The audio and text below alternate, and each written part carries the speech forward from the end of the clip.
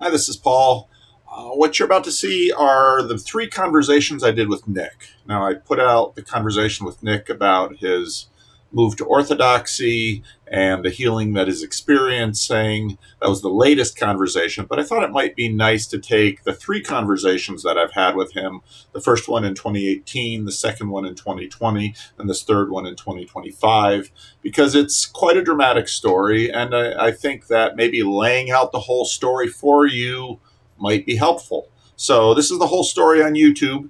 I will make a story in the audio only podcast too with the whole thing as well. I'm not sure what I'll entitle it yet, but I wanted this little front end so that you had an understanding of what you're about to see. Just because sometimes I don't record it and then people afterwards say, "Do you have a recording of it? I want to look at it again." And that way, if you and I both think it's worth sharing in public, we will. Otherwise, it'll just stay private between us. So That sounds great. that's the way it goes. Well, why don't you tell me a little bit about yourself? I'm 30 years old. I live in Mill Valley, California. I live with my fiance. I'm pretty ill all the time. You don't look ill. Thanks. Yeah, I was pretty healthy my whole life, and then I got ill around 2.5 years ago, and that's been my whole life ever since. It's every single minute of every single day. It's pretty much. Oh man, So that's really hard. yeah. So, but yeah, I've been watching your videos a lot, and a lot, and of course Jordan and everybody. But I just thought it was strange the way everything lined up, like in my life with your videos, Jordan, everything just kind of came together. And then when I saw your videos, I was like, I could not believe what you were talking about. I had read Mere Christianity, and I mean, it was working on my brain so hard. And then all of a sudden your video popped up, and I'd never been to your channel, and it was like C.S. Lewis and Jordan. And I was like, I was dying to ask Jordan about C.S. Lewis. So I was like, who is this guy? Like, I got to know about this guy. Like, I'm on the C.S. Lewis train right now. And Jordan was kind of the start of it for me. And, Okay. But yeah, he's changed my life for sure. I mean, but I was lucky enough to get to talk to him 2 times, which was kind of strange, just because I screwed up on the timing of the. He called me. Yeah, it was weird. It was like Jordan was on my cell phone. I was like, "What? This is so weird." His wife was nice enough to schedule another meeting, so yeah, I got to talk to him twice, and he was just so weirded out. He was just so. I guess the reason I emailed you is because I have a lot of issues. I've had a lot of experiences that I cannot explain, and I think even Jordan's explanations of them, I think, are kind of. I think you noticed a kind of a flaw in his thinking is the kind of stoicism that he kind of espouses, and I noticed that right away. I did it before I got sick. I had to get sick, and then I'm half dying and watching Jordan's videos, sitting on the couch. I'm like, well, this is all good and fine, but what if you literally can't move? Yeah. Like, what if you can't think? And to me, that was a huge hole. I'm like, I can't carry my cross. You know what I mean? Yeah. I'm done, man. Like, and I'm not just some guy who's on his computer and he doesn't like his job too much. You know what I mean? That's right. This is serious for you. It's really serious. And so when he's talking about chaos and order, like, and he uses cancer as an example in multiple videos. And I watched those videos before I had cancer, and I didn't know what he was saying. But when I got cancer and started going through that thing and everything started going bad, it's like something happened where I felt that I was in kind of a Christian world all of a sudden. And in my mind's eye, even, that suddenly heaven and hell were real considerations, that they were not silly things. Angels and things like that were very real. Yeah. And so I heard your talk with Jonathan Bajeau. Yes. Yeah. And I really like him, but I really disagree with kind of his well, he just said angels, these guys in the middle of the nation, they kind of just think that these are physical beings, and that's so silly and blah, and I'm like, you cannot discount that at all. Yeah. And I'm not saying one way or the other, but my experiences have been so bizarre that this kind of, well, it's all just psychological, is just I think a real reduction of what we're talking about. Yeah.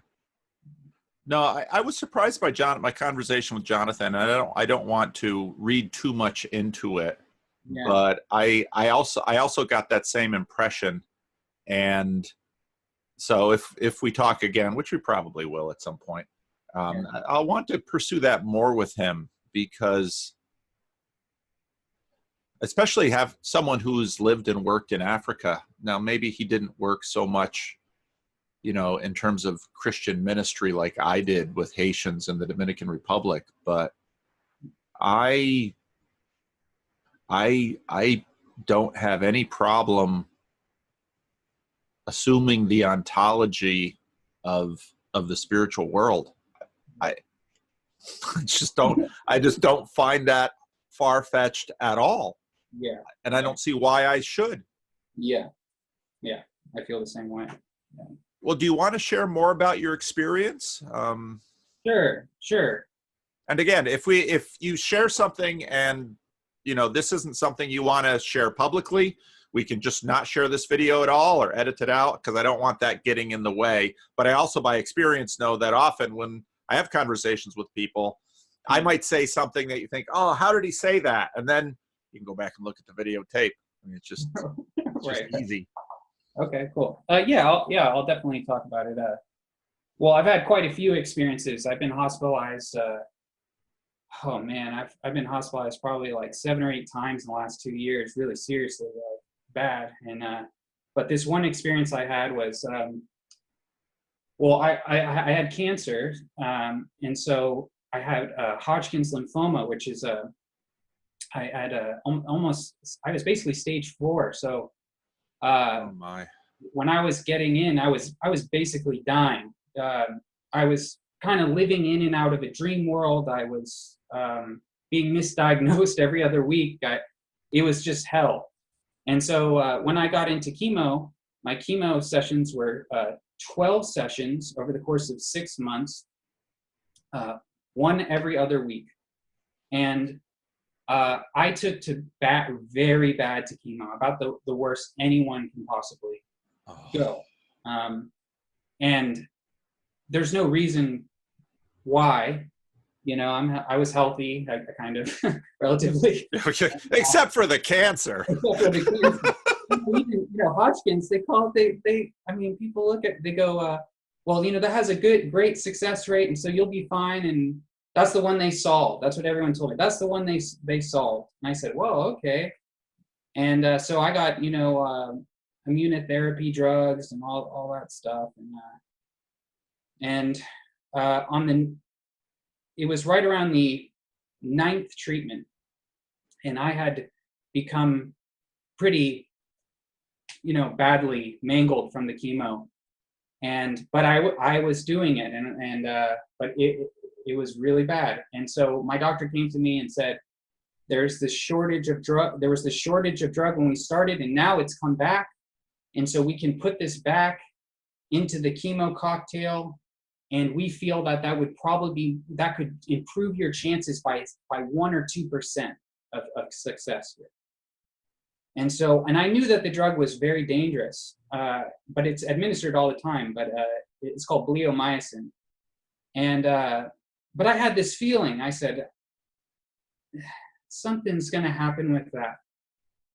but I just shoved it away and went. And my fiance took me and sorry, I haven't talked about Okay. uh, I went to the infusion. I got the infusion. Infusion takes about 4 hours, and I was such a bad case that I would have to take so many drugs, you know. And so I was probably on like I think 15 to like 17 drugs when I would leave the chemo. Yeah, like I was crazy on drugs. So they give it to me. They go, well, we want to make sure you're okay because you're kind of a weird case. So they do that. They watch me for 45 minutes. Nothing happens. I look a little weird, like usual. I get in the car. We're driving home. It's about a 45-minute drive from San Francisco, and all of a sudden, I'm just talking to my fiance, and I just feel everything shutting down. And so I look at her and I say, you know, Sally, drive to the hospital right now. I'm not going to be able to talk in a few seconds. Go. And she looked at me and said, what? And then I just went unconscious. You could feel it coming. Oh yeah, because I could tell that I was I couldn't speak. The words, I could have the words in my head, but not in my mouth. And my legs started going boom, boom, hitting against the car door. Like I was having really bad tremors in my hands and legs. So then I pass out, and she's like, you know, this was really sudden. This was like, I was having a normal conversation within a minute. I was unconscious. When I was unconscious, I saw a tunnel. At the end of a tunnel it was black around it, and then at the end of the tunnel was 2 doors. In between was a teal divider. I don't know why I remember that. And I was going towards it very quickly, like I felt like I was rocketing towards it. And then she slapped me, and I woke up. And she shook me, and she said, stay here, stay here. And I said, huh? Where am I? And she said, we're going to the hospital. And then I went back out. And then I went back to the tunnel. And so I'm going back to and then she's hitting me again. So I keep waking up, and she's just grabbing me and slapping me the whole time. So then I'm starting to come to, but then the tremors had become so crazy that I could not move. I could not speak. I couldn't do anything. She put me they got me into the emergency hospital. They were awful. They didn't know what to do with me. And I was sitting there. Some of my family, my dad came, my dad, my brother, and my fiance were there. And something was in the room, you know? And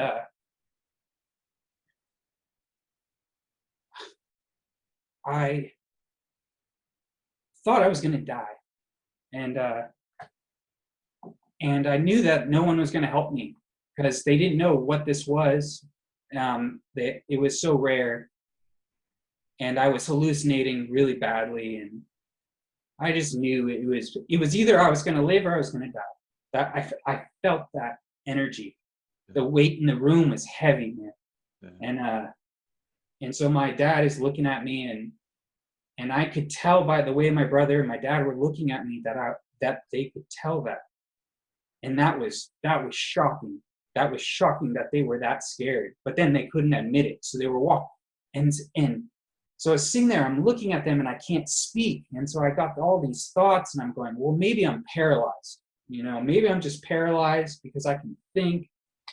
And I'm and then out of the left side of my vision, this is why I talked to Jordan, is in the wall, this insectoid type figure breaks out of the wall with pincer type things. And I don't know, I'm sure you've seen Hieronymus Bosch's painting. Yeah. Like those type of demons, and they're blue, and they were insect-like, And there was probably like 3 to 5 of them, and they were crawling out the wall towards me.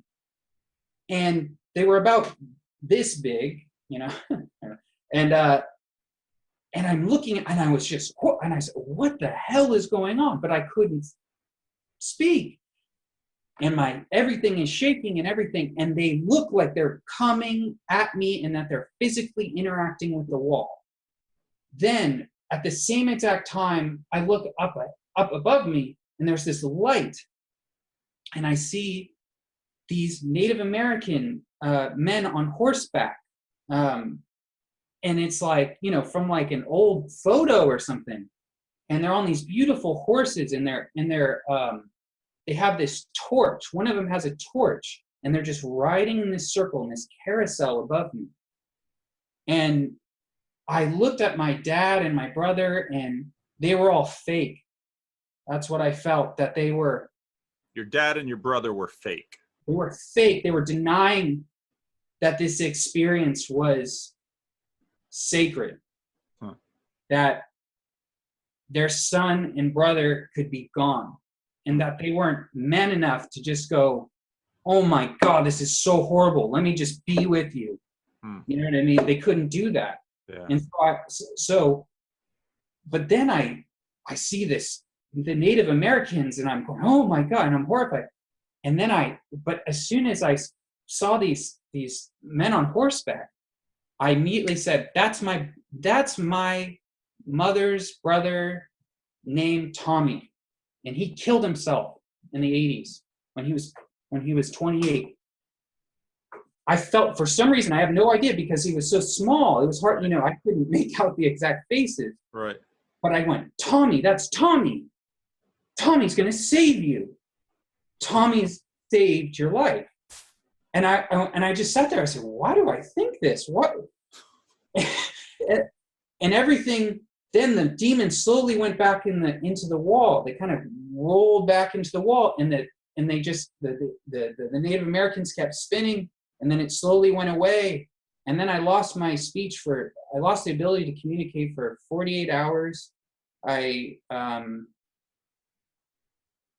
You know, they thought I was disabled. You know what I mean? Yeah. You know, and then the neurologist comes back, and he goes, I've worked on this for hours.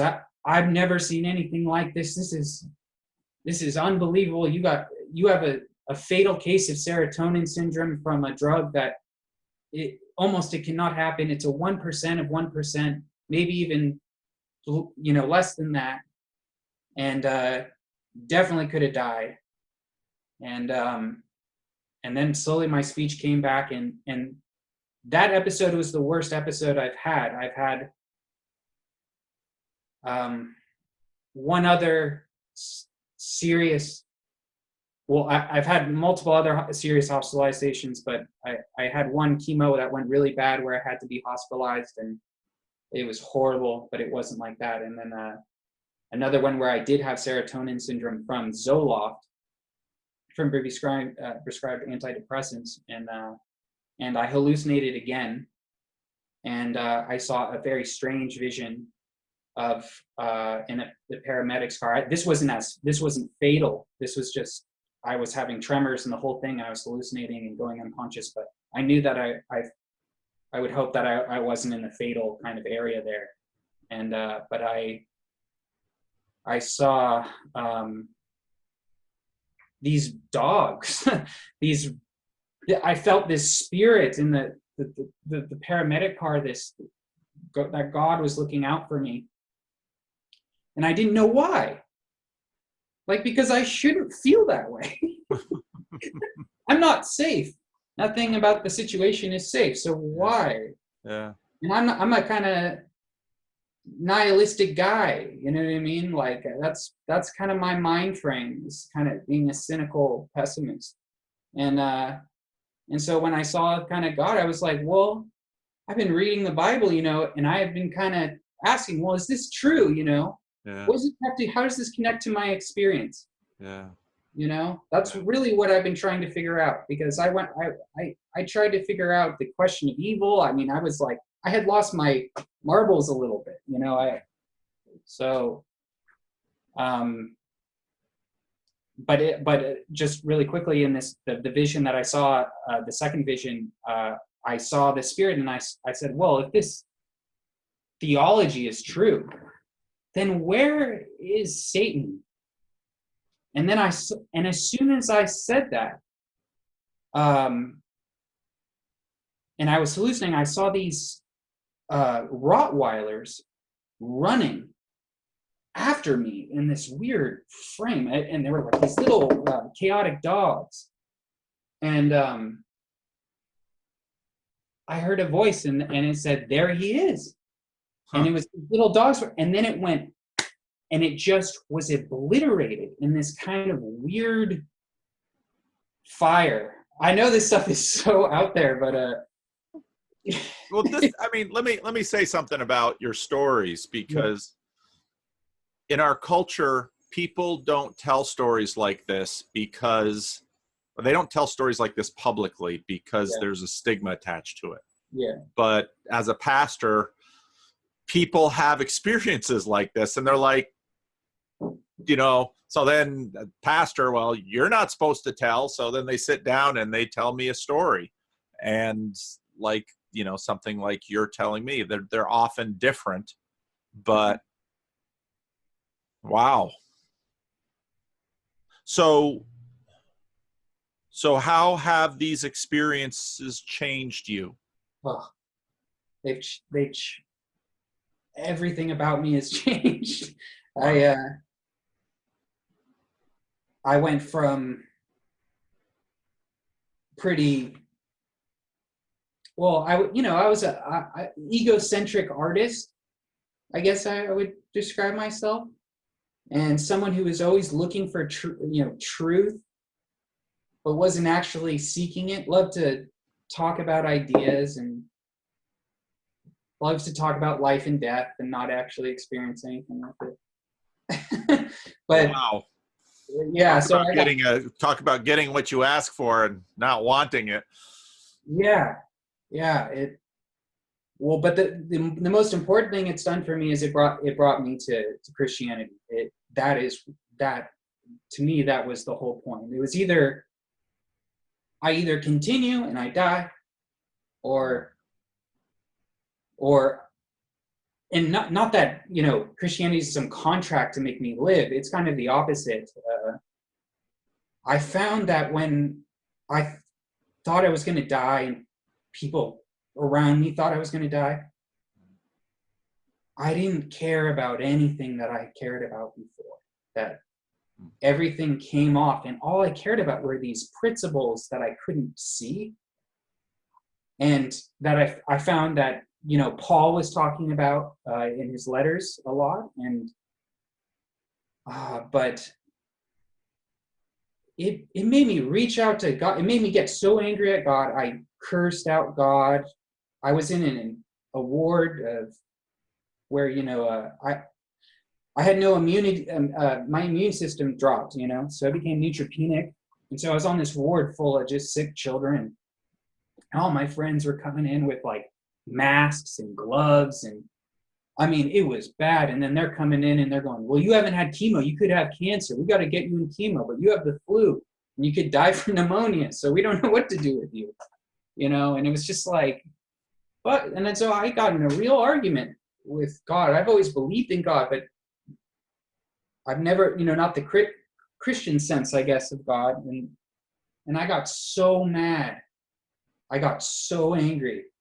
Not about me, really. It was like about being in this ward full of the sick and the dead and all these innocent people. And I wasn't innocent, but there were so many innocent people. Yeah. And that God had somehow violated a contract. And yes. Yeah. And it was so much worse than I thought. That the pit of suffering, sometimes this is what I think is so interesting about Jordan, is Jordan has no idea sometimes, I think, what he's talking about. Like in terms of death in life, sometimes I'm like, oh man, like the pit of despair is like, chaos is really chaos where you actually think physical rules stop applying. I actually started thinking that way. I started thinking that perhaps maybe cups would fly off a table and hit the wall for no reason. That's the world now. The world didn't exist rationally. It couldn't. And but yeah, it put me in some weird relationship with Christianity. All of a sudden, I went to the Bible because I had nothing else. I haven't had a lot of support from my family, and no one around me really cares about God or anything. And so I thought about all those people on the prison, prison shows. Yeah. Well, and it's a common thing for people go into prison. I mean, if you go to YouTube and search for Son of Sam and his story, I mean, he was an untreated schizophrenic, becomes the 44 caliber killer when I was young and living in the New York area. And then he goes into prison and they put him on treatment for schizophrenia, and he just falls into a pit of despair because here he wakes up from this illness and his life is over. He's life without parole. And then of course God finds him. We usually say he finds God, but I think it's God finds him. Yes. And if you look at him now, he's a different man. He's a different man. Well, that's interesting. So this drove you to the Bible. Now, did you go to church or anything? Did you have much Christianity in you? I went to a Lutheran school when I was from kindergarten to third grade. Okay. And I sung in the chapel, but I wasn't baptized or anything like that. Yeah. But I'm pretty rare around. I mean, like, just even having that background, no one around me. It's almost ridicule in my generation, or in the Bay Area especially. I went to high school and middle school here. It's like, you're literally crazy if you believe in God. Yeah. So I was always on the outs that way, and then I always felt that Christianity, there was something there that there was a complexity to it, and also I liked the pastor had the kind of a goodness about him, and I always remembered that. I always Even remember from when you were a kid. Yeah, he was a good man. He wasn't doing anything crazy or anything. It was just so the whole media. When I would watch the media, I remember the Catholic Church thing happened and all that stuff, and I was like, well, this guy seems all right. He doesn't seem like he's raping anyone. So I always kind of knew. I don't know. Sometimes now I think about it, it's like Christ was on the back burner. Yeah. On some weird level. I'm like, oh, I know that's the truth, but yeah.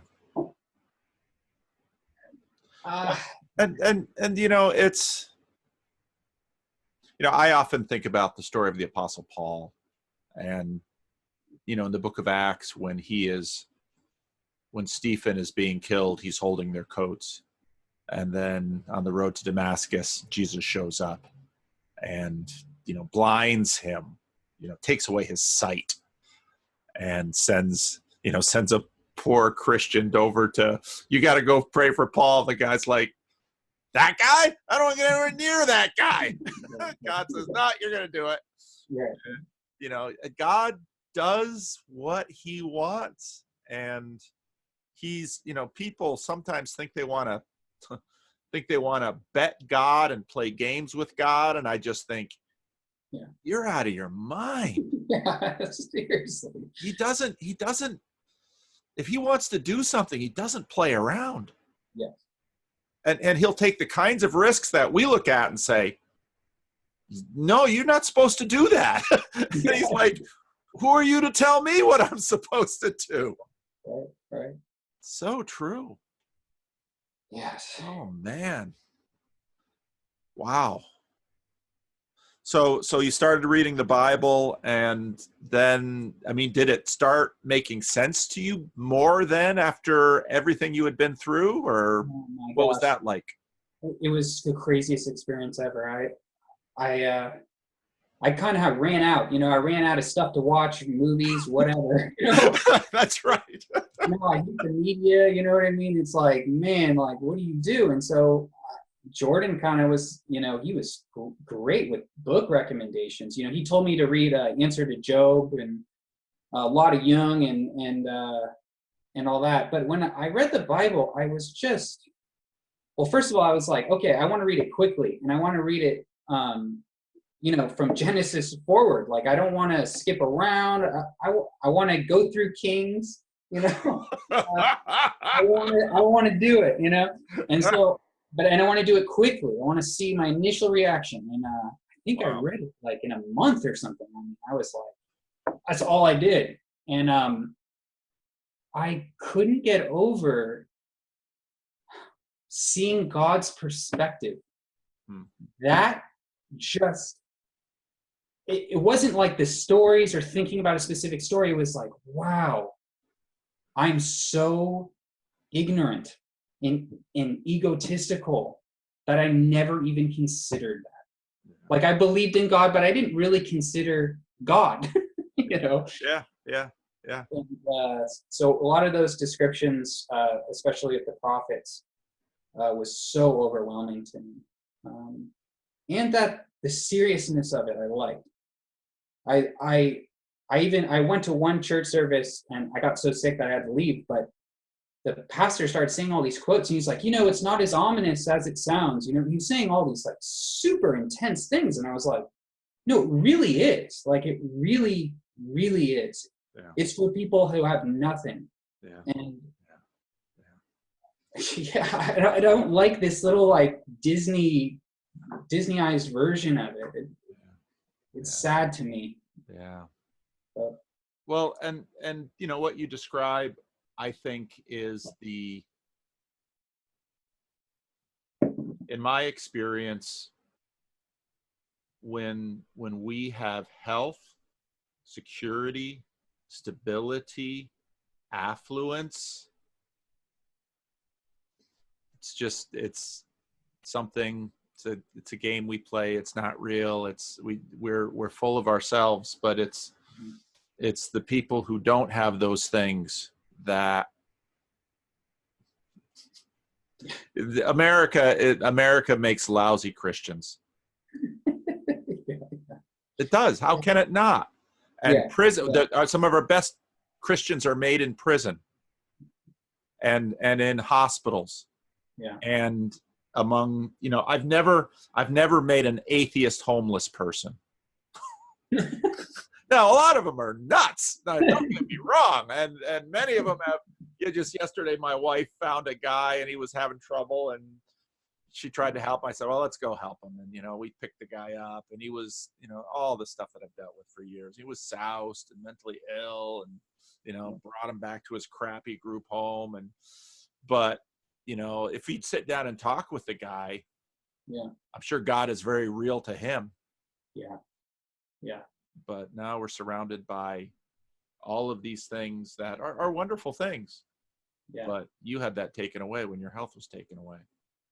Yeah, and it's weird being in this weird, like, well, right now I'm on my last bout here, not with cancer. I survived cancer, but it's just been a nightmare ever since. It's been awful. I went to psychologists, and I went to Jordan. I went to the best psychologist, and they gave me drugs and all this stuff, and it's just destroyed me. I've been hospitalized so many times from it. I'm now on my last thing. This is it. I've been on this drug called Ativan, which is a benzo, for 2 years. It was prescribed during chemo, and now is I got a detox off of this, and then I'm done. And it's I'm on my 4 months now. Fourth month. Can't leave during the day. Can't get in my car. It's just destroyed me, these drugs. That's one thing about Jordan that I would love to speak to him about. I think his stuff he says about on Twitter about Zoloft, it drives me nuts. It drives me nuts. It's I get it for some people, but I don't understand what you mean. oh, he really I think he takes antidepressants himself, and he really is positive about them. And after being through the ringer so many times, through every different type of drug, even antipsychotics, I think that's a dangerous thing to put out there for people like I'm his audience, Yeah. and I know so many people go, oh, I'm depressed, man. I don't do anything all day. I should take Zoloft, and now they feel like they're on speed or whatever, and they think they're living life. And I almost, I got hospitalized from that. These drugs are, I cannot believe they prescribe these things. Wow. Yeah. I had a conversation with James a few number of weeks ago. He teaches psychology, and he said similar things about some of this stuff to me. And I've, again, as a pastor, a lot of experience with people with dealing with all kinds of mental illness. And what I see so often is that it's like they have this shelf full of drugs, and someone comes in and they're like, well, let's try this one. And give it to you for 2-3 weeks. And, well, how's it feel? Oh, okay. Well, let's try this one. Well, first we got to wean you off. And I'm just thinking, is this a science? Or back in the church I grew up with, we had a very well-meaning lady who did all kinds of crazy things. She had a drawer full of eyeglasses, and someone would come in that need eyeglasses. She's like, try these on. It's just, I think that's what they do with psych meds. Give this a shot. It's like, I don't know. Do they know anything? Doesn't appear to me like they do. I think, I really think people would be so shocked about that, like all the Newsweek articles and what everybody reads. When you get to the real deal, when you go even to the best hospital in the world, it won't, I hate to say it will matter, but the reality, one of the first chemos I went to, I was, I'm trying to be all positive, and everyone's like, oh, you're just going to skate right through this. You're 28 years old. It's nothing. And then I remember this Filipino woman was all wrapped up in a big blanket in one of the infusion chairs, and she looked bad, she looked real bad. And she had her son there, and she looked at me with these sincere eyes, and she just said, good luck. Yeah. And I remember my dad looked at me like, good luck. Yeah. Like, and then shit hadn't gone downhill. Excuse me. It hadn't gone downhill that. So yeah. I always remember that that's really what it is. It's like, good luck. Yeah. Right? Yeah. Well, that's been my experience with people too. People in my church who've had chemo, and I don't want to downplay what our medical establishment can do. Because I've lived in the third world where there isn't any, and it's like, it's a really big deal. But at the same time, yes, wow. there's a lot there. Wow. So what do you need? Wow. No one's asked me that. That's so weird.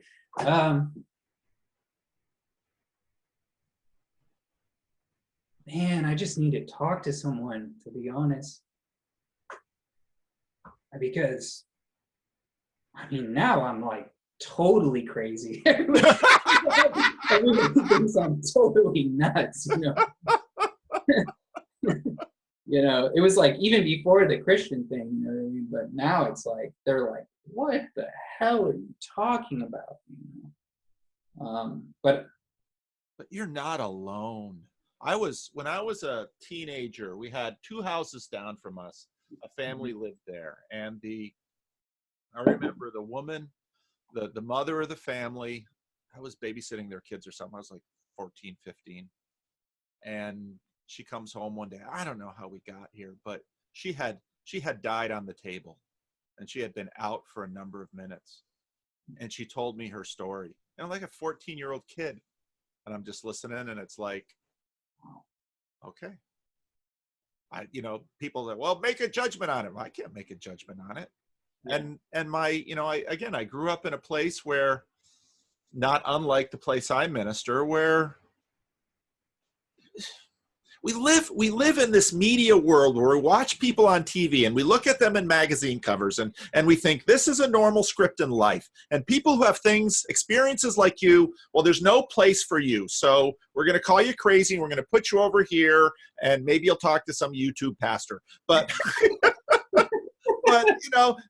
it's not normal. We have no place to frame this. So why don't you go over there and be crazy someplace else? But it's not true. There's people all over the place. Yeah. So I really want you to know that you're not alone, and you're not crazy. No, I appreciate it. I know crazy. I see plenty of crazy. Not you. Oh, good. I'm glad. It's everyone too, but you're not the common crazy I see. No, thanks. So what do you need? You need someone to talk to. Yeah, and talk about God, you know what I mean? Like, and man, just to pray with someone, like, I feel like I'm just so isolated, I'm just, and my family is they, like, I've been left alone a lot, in my life. And so the experience of getting cancer is not just about having cancer or getting chemo. What's amazing about it is all the things you learn about the people around you, and how everyone that you thought you knew isn't what you knew. And that's been really hard, like my friends, I have nothing to talk about with my friends anymore. I just don't. Because I'm just too serious, I guess. I don't want to talk about Netflix movies for the next 35 years. I've had enough. I'm just kind of done. And yeah, it's just, and they're out living their lives and having these wonderful experiences, and my life has been somewhat depressing, and so yeah, there's not a lot, not anyone to really talk to, and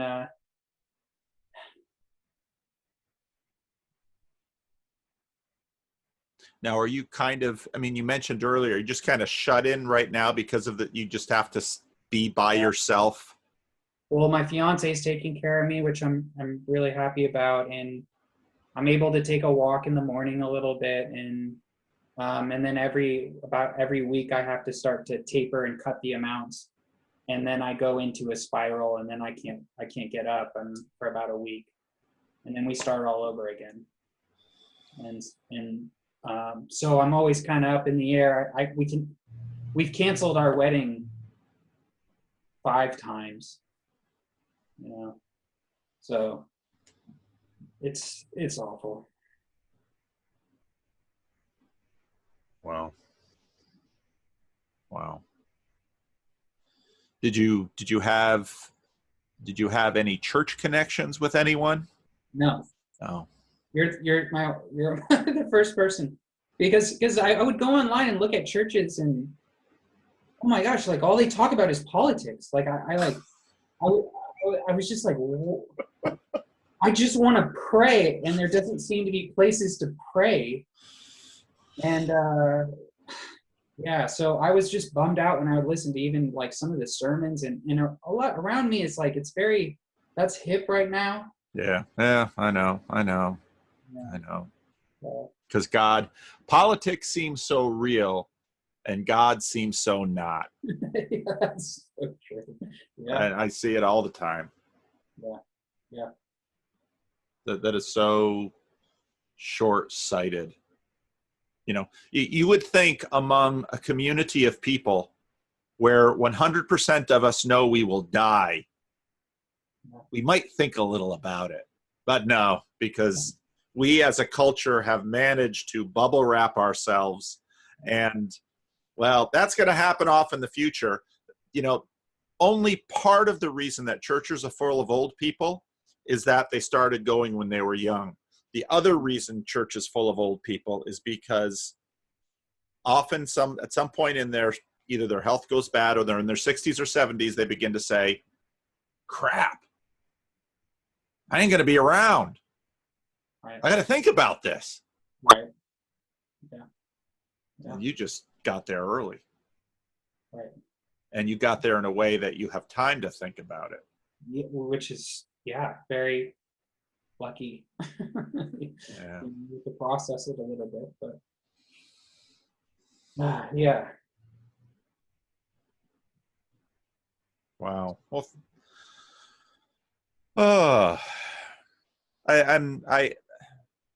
obviously I'm sorry to hear about your medical condition, but I'm also deeply sorry to hear about your isolation. And yeah, we live in a world where we can, you and I can, neither of us have to leave the house and we can see each other on a video screen. And that's an awesome thing. Yeah.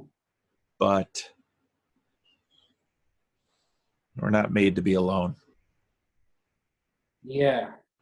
Well, I'm blessed with my fiance. She saved my life. Yeah, I guess so. And that when you said, take me to the hospital, I'm not going to be able to talk in another minute. Yeah. She didn't say, huh? She did for a second, but I didn't know. She's amazing. She's amazing. She's been through so much. Yeah. So. Well, I did. I don't know if he contacted you or not, but if he hasn't, I'll contact him. Can you receive visitors? Well, no, I'm gonna meet him. Mark. Oh, good. Yeah. I'm really excited to talk to him. And he's a great guy. When he moved, when he took the call to the church in Alameda, he, younger pastors need older pastors as mentors, and so I've been his mentor for a number of years, and he's a super guy. So yeah, thanks for hooking me up with him. And wow. Well, we have some more. We have a few more minutes. Is there anything else you want to touch on? Yeah, wow, man, I just talked about nothing for. No, you didn't talk about it. Well, let me tell you. I mean, it'll be up to you whether or not you allow me to post this. But I'm sorry I didn't let you talk at all. No. People hear me talk all the time. I do lots of talking. But your story is so important because I hear stories like yours regularly. Really? But these are, yours are, everyone is unique, okay? Yeah. But the elements of it, the medical system cannot save you. You have experiences that in our secular culture, you lose status if you share things like this with a good number of people. Right. You have become an inconvenient person for your friends and family. Not just because of your medical situation, but also because of the changes that you've gone through, given what you've seen and experienced. There's a world of people out there like that. And they're often isolated and alone. Mm-hmm. And when I asked you what you needed, your answer does not surprise me. I remember talking, he's no longer alive. I remember talking to a guy who was just kind of living a worldly life, had a medical procedure, and then went into a coma. And God came to him in the coma and said, he was raised in a church but had given it up, and came to him and said, I'm going to wake you up and you're going to be different. And he was different. And he stumbles into my church first time. He was terrifically overdressed because all I'd been to was black churches. Next week he came quite a bit less dressed up. And then we got to know each other, and, you know, God had changed him from the inside out. His values were completely different, but his relationships with his family, because of the massive transformation in him, Yeah. nobody quite knew how to relate to him anymore. Now, unfortunately, he had other medical things come up, and he, you know, within 2-3 years of that experience, he had passed away again. And which to me was just such a sad thing, because he was, you know, he was growing in Christ, and he was finding new life, and he was sorting out his life, and things were going, and then God took him. The thing that I saw, though, growing up with my father's ministry was that my father told me that again and again. God brings people to us. They're here for 1, 2, 3, 5 years, and then God takes them. And it's like, it's hard on the church. I could use some of these saints to stick around a little while. Yeah. But, you know, hey, God's boss. So, but like I said, you don't play with God. Right. Anyone who has had any experience at all knows you just don't play with someone like that. That's very cool. But we don't know. Yeah. So I'm sorry. Your story is far more interesting than mine. Oh no, that was great. So no, you didn't talk about nothing.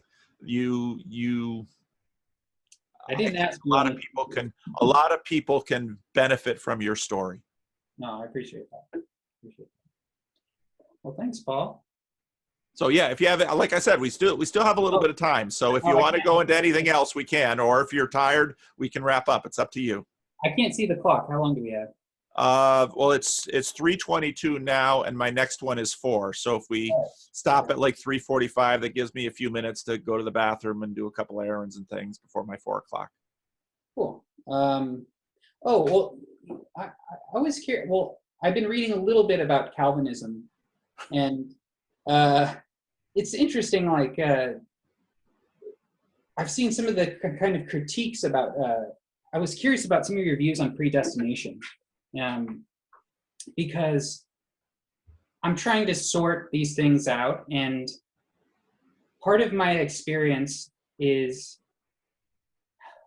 that there seems to be a truth that I can't go to God because that's dependent on so many things that God allows me to have.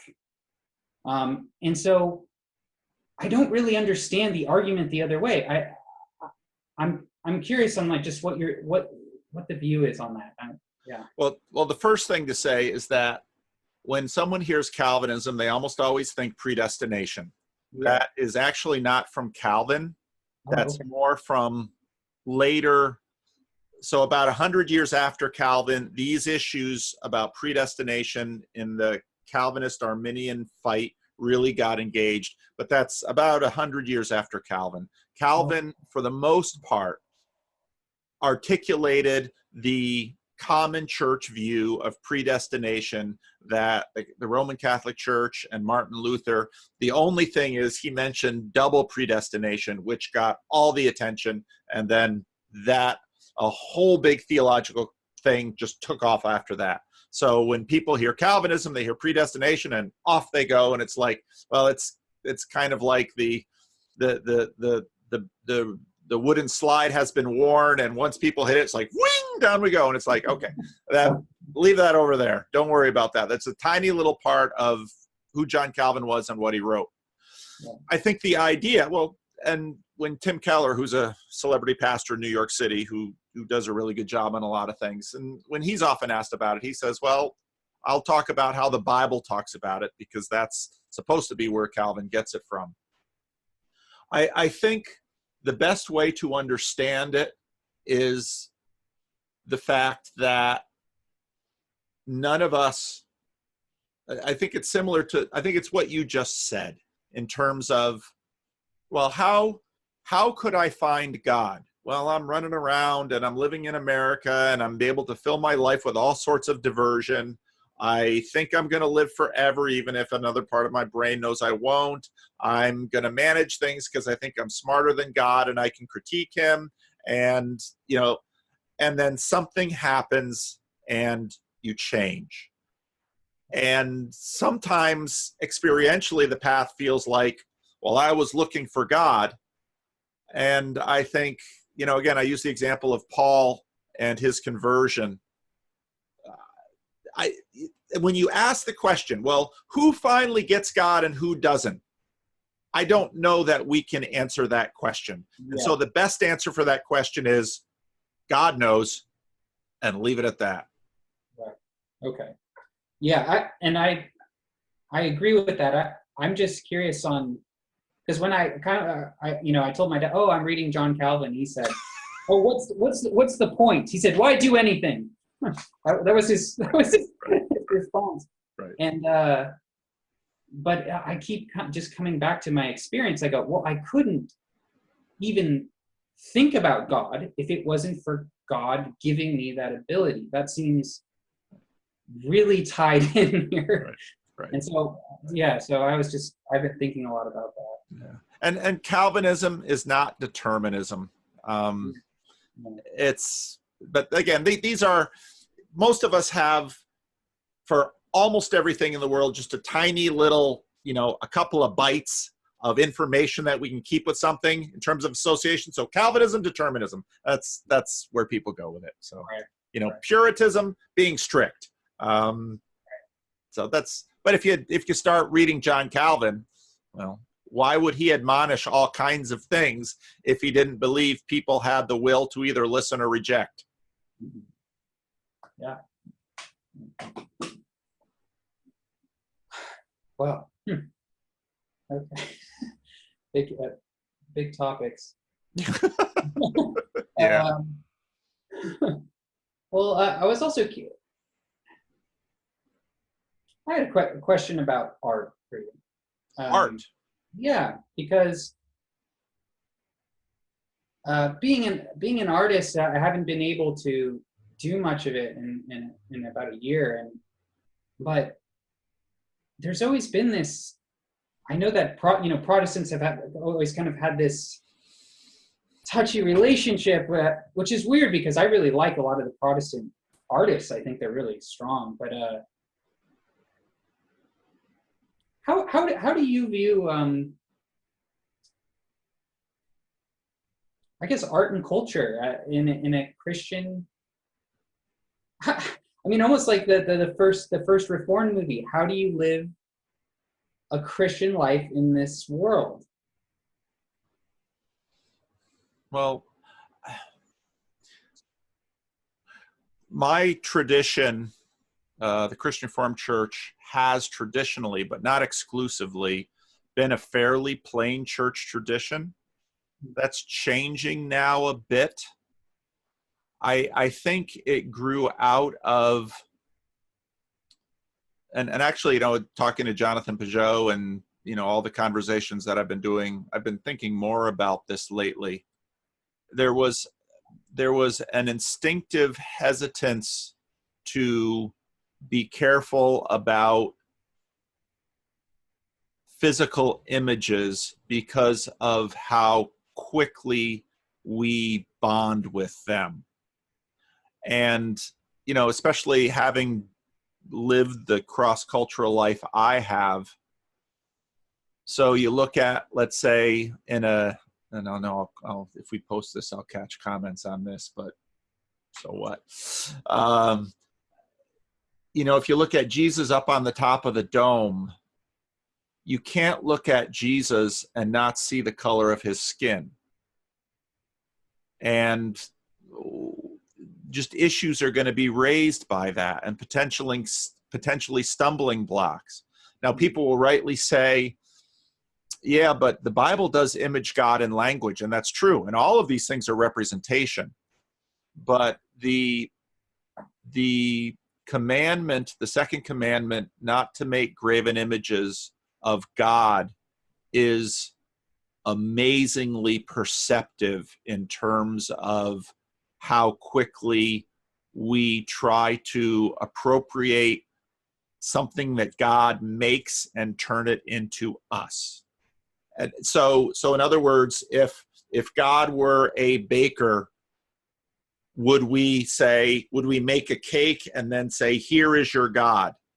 I think a baker would say, I make cakes. I'm not a cake.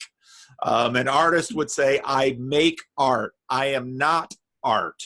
So to me, but I do think that God gives gifts. And actually, if you look at the biblical accounts of the tabernacle and the temple, they were filled with art and representation. So I think churches should be places of art. It's just that when it comes,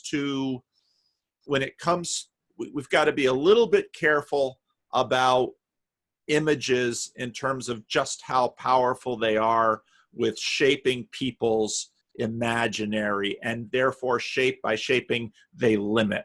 And God clearly has a problem with us limiting him. And in many ways, theologians and pastors are the worst violators of that, because so often with our books and our sermons, we limit God. And if you're going to take something from Calvinist sovereignty of God, it means God does what he wants. And, shut up, people. It's just shut up. With Job, place your hand over your mouth. Yeah, I've kind of noticed that with like even some of the pastors that I've seen online. Like I've listened to John Piper, it's like I'll see his sermons and I'll be like, whoa, those were crazy. Those are so good.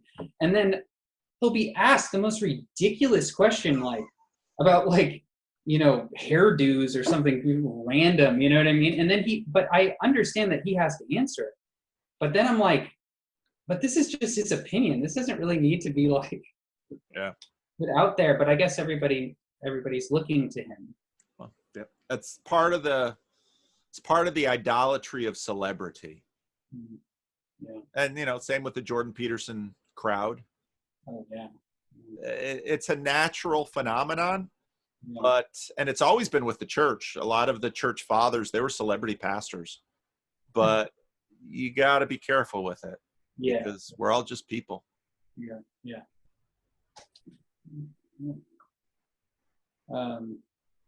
You don't have to fill the time if you're tired, man. It's okay. It's no, your really time. It's up to you.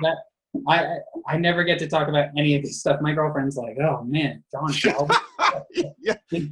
It's so funny when I started the meetup, when we went around the room, one of the most common things was, I try to talk to my girlfriend about this or my wife about this. And they're like, just shut up about it, okay? I know you listen to your weird videos. Jordan Peterson, blah, blah, blah, blah, blah. I don't want to hear about it.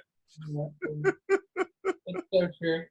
It's so true. But she likes him though. She likes Jordan a lot. She went to we went to the San Francisco little speaking the 12 Oh, did you go to the simulation one too? No. Oh, okay. I was at that one. That was a good one to miss. Better to go to the other one. Okay. Yeah, I was really blown away by that. Yeah. I couldn't believe all the women. I was like, there were so many women there. Yeah. Yeah, it was really cool. Yeah. Yeah. Unlike seemingly on the online version, I've probably got 95% of the people who contact me are men, which is cool. I don't have a problem with that. But there are women out there, and I see more and more of them in the comment section. Yeah, I think it'll change. Yeah. Your audience grows. Yeah. Well, that's awesome. So I feel like I just watched your other interview with I really liked that the Eastern Orthodox young guy. Oh, Adam? Yeah, I liked him. Yeah. Yeah. Guy. Yeah, it's been fun how the channel has developed. And when I started this, I didn't have any idea of, I'm just going to talk to people online and I'm going to post the conversations. I had no idea to do that, but it just, I talked to Peterson and I posted that. Yeah. And Josh, who gave me the time, he had posted one. So I thought, let's just post, let's have talks with people. And I only post about half the talks I do, but maybe less. But a number of people have written me and said, oh, the conversations are the best part of your channel. And I think that's right, because, here's your story. And again, I mean, your story is pretty special, but everybody's story, I mean, it sounds so cliche. It sounds like Barney the Purple Dinosaur, but people are amazing. Oh, yeah. And what I look at what God has done in this world and think, I know God loves stories because he's made billions of them. No two of them the same. Yeah. Yeah. And I think, and part of the reason I'm not with the materialist, and I do not in any minute believe this is all there is, because I'm thinking God made this flood of glory. He's not going to waste it.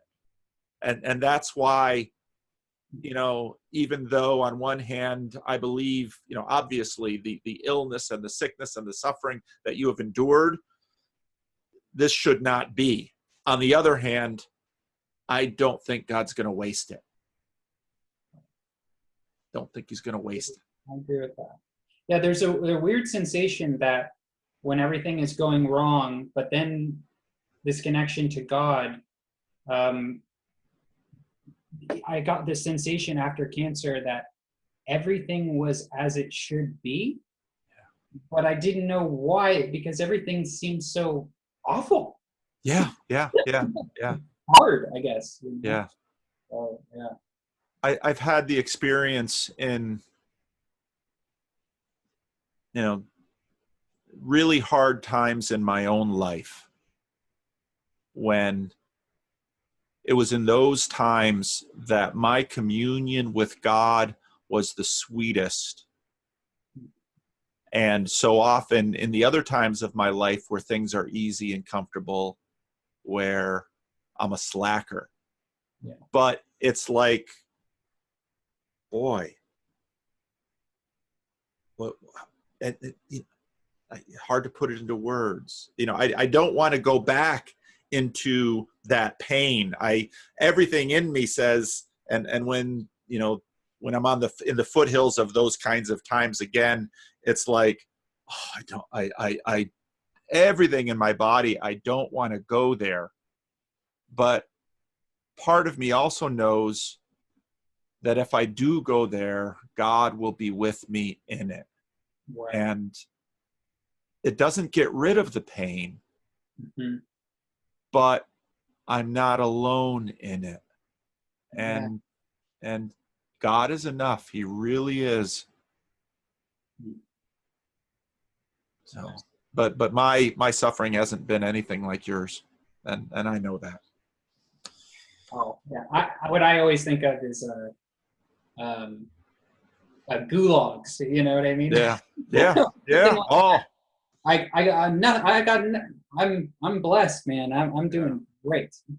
You're suffering, and they're administering it, but they're not trying to kill you.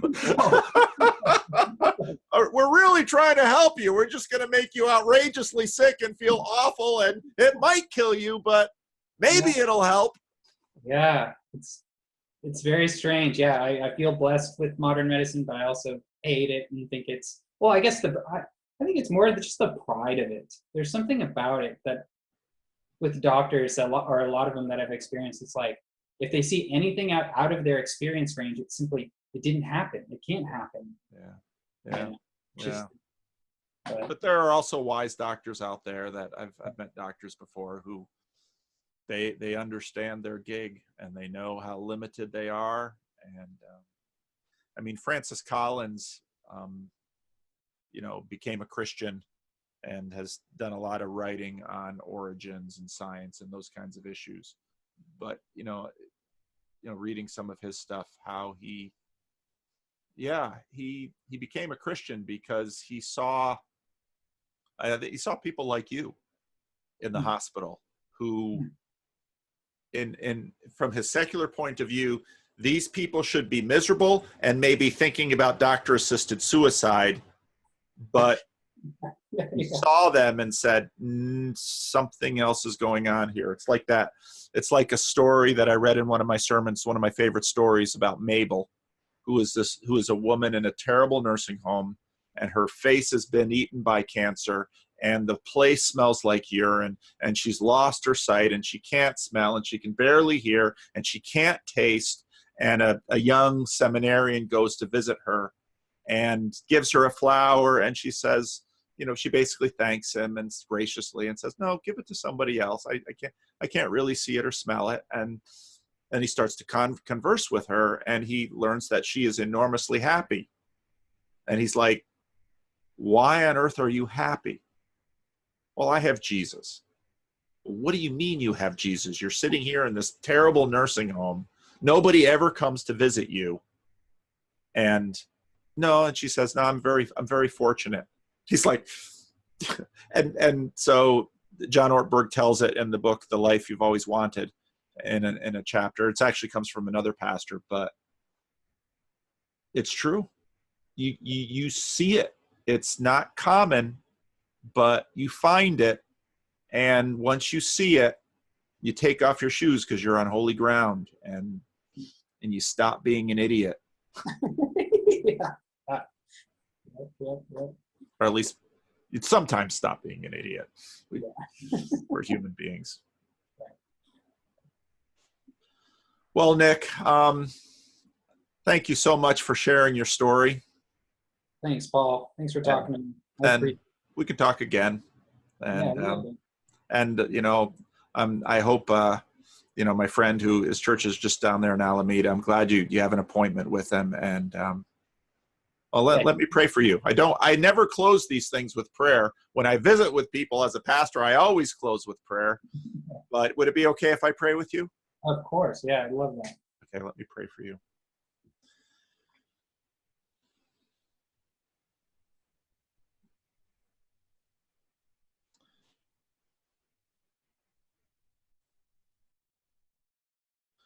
Lord, in the book of Romans, in chapter 8, you tell us that when we don't know the words to use to pray, that the Spirit groans.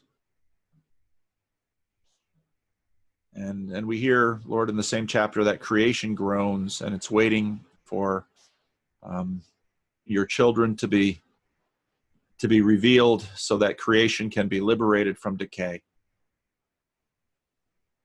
And Lord, I can't answer questions of why or how or should for Nick, but I pray, Lord, that you would be with him. And Lord, I do pray for his healing. I do ask, Lord, that you would heal his body.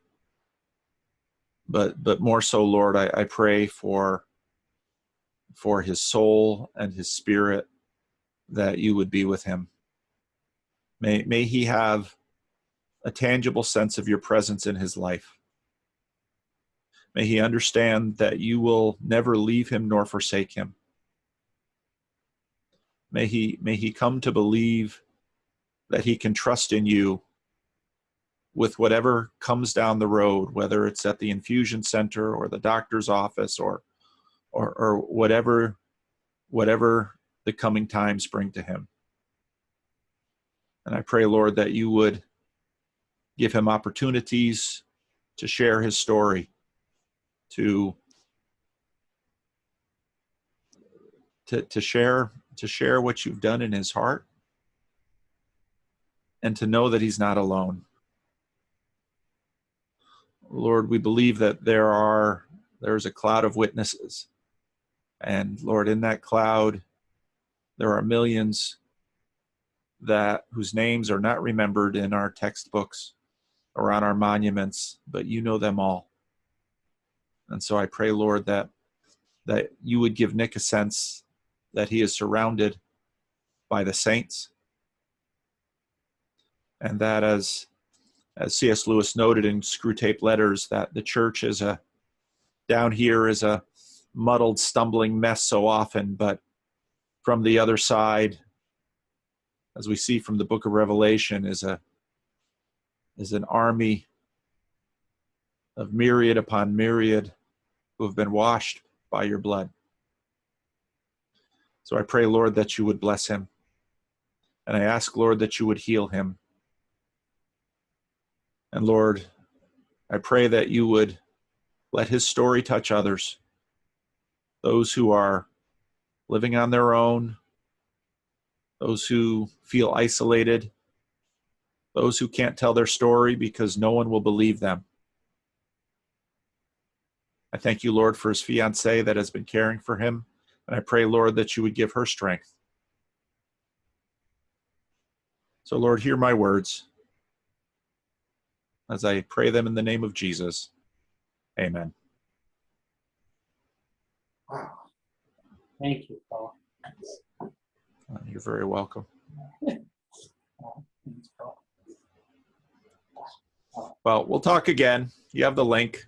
And hopefully one of these days, who knows, maybe my some of my meetup folks will say, we got to do a meetup over in the Bay Area. So who knows? And I'm sure some will see this video and say, hey, so we'll see what happens. Okay, awesome. Thanks, Nick. All right, take care. Take care. Good. How are you doing? Good. It's been a while. It's been 2 years. I probably I kind of lost very well track of be. here a little bit. Yeah. How are you doing? I'm doing well. How's your health? Yeah, it's gotten a lot better. I'm able to exercise and things like that, but it's still pretty rough day to day. I was hospitalized recently for a seizure. So it's been a lot of improvements, but very slow and kind of a battle every day still. Yeah. How has COVID changed your life? Well, I've been in isolation. I don't know. I've been in isolation for, I think, 3.5 years. Wow. Yeah. So a long time. Yeah, we're all going stir crazy after 8 months. You've done this for 3.5 years. Yeah, I know. So, but it's weird because it's sad to see everybody dealing with this, but at the same time, a part of maybe the greedy part of me, is kind of like, oh, now I don't, now everybody's kind of collectively living like me a little bit. So, maybe they understand a little bit. Yeah. But I watched your interview with Griswold Grimm. Yeah. Which was just fascinating. Yeah. I was just fascinated by him. Yeah. But he said something really real in that talk with you where he was like, I've had a lot of social isolation in my life. And he couldn't really, I liked how he said he couldn't really bear to watch, others going through it. Yeah. So it's very destructive. Yeah. I'm just setting up to take some notes because I always take notes if I don't know why I don't set it up before. Well, what yeah. No, that conversation with Grizz was really good. That was a really good conversation. I'm glad he's on YouTube and working that sorting myself out channel. Well, what was on your mind to talk about today? I mean, it's been a while since we've talked and a lot has happened. So I didn't have really anything in mind. I think like a while ago I was going to talk to you about benzos, and it's kind of like, I'm not sure if I just want to sit here and talk about, the horror of benzos. I'm glad Jordan is kind of back, it seems like. So that's exciting, but it is weird how I've experienced a lot of what he's dealt with. And there's a lot of I see a lot of misunderstanding on the internet about it. They kind of misunderstanding on the internet. Yeah. People taking things the wrong way. We got to stop that. We got to start censoring people. That's right. Well, for a lot of us, I mean, mm-hmm.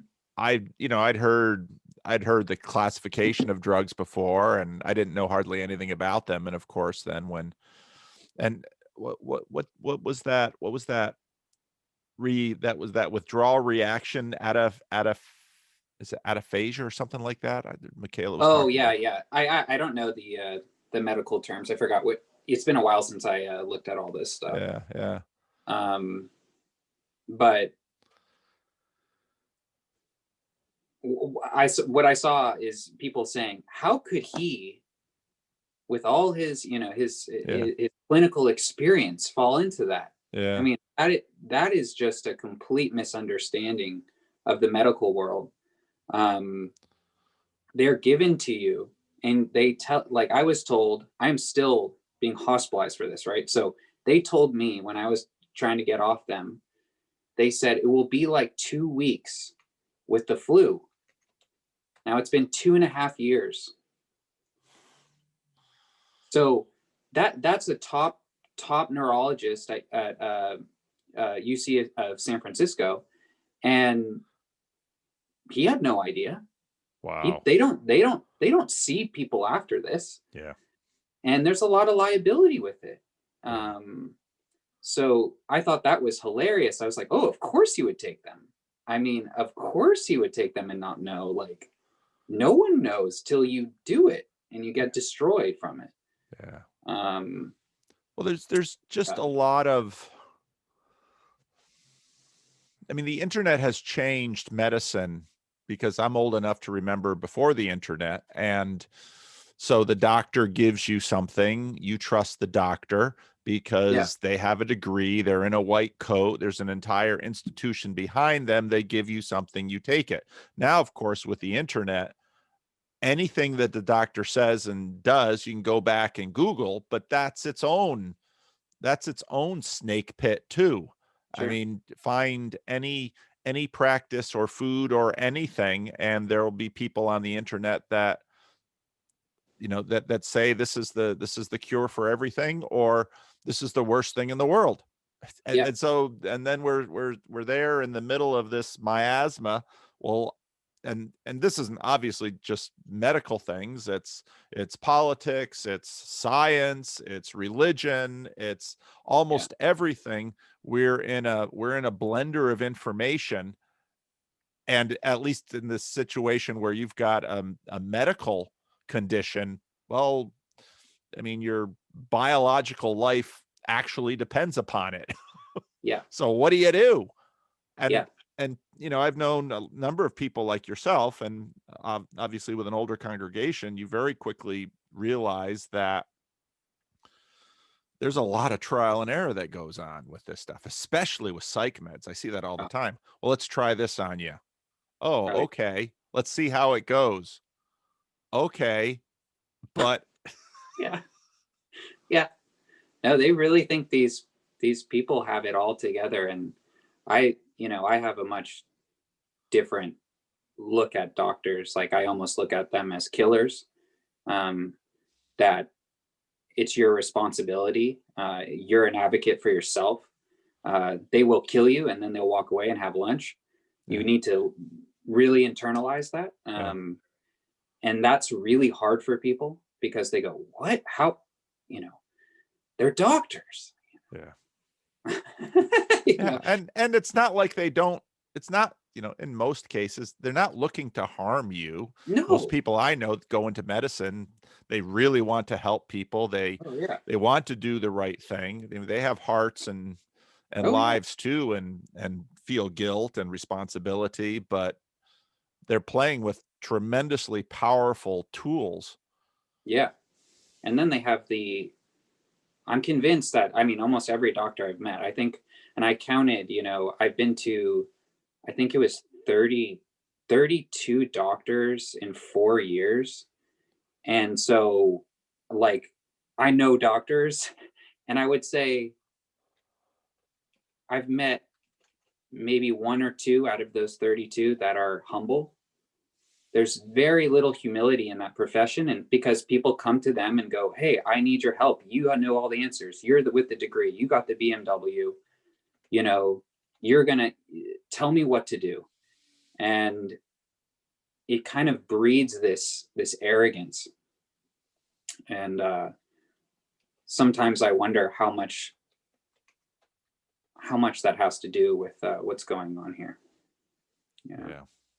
So what are your, given your perspective and your experience with the medical establishment, what are your thoughts on, what are the next phases in COVID with vaccinations, and any thoughts on that? I'm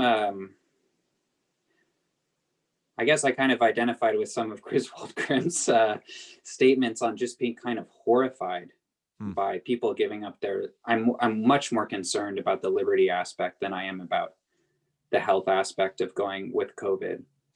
I think it's a huge misunderstanding what's going on right now with fear, where I see everybody in such fear and they're like, oh my God, I could get this disease and it could kill me. And I go, yeah, that's been going on way before COVID.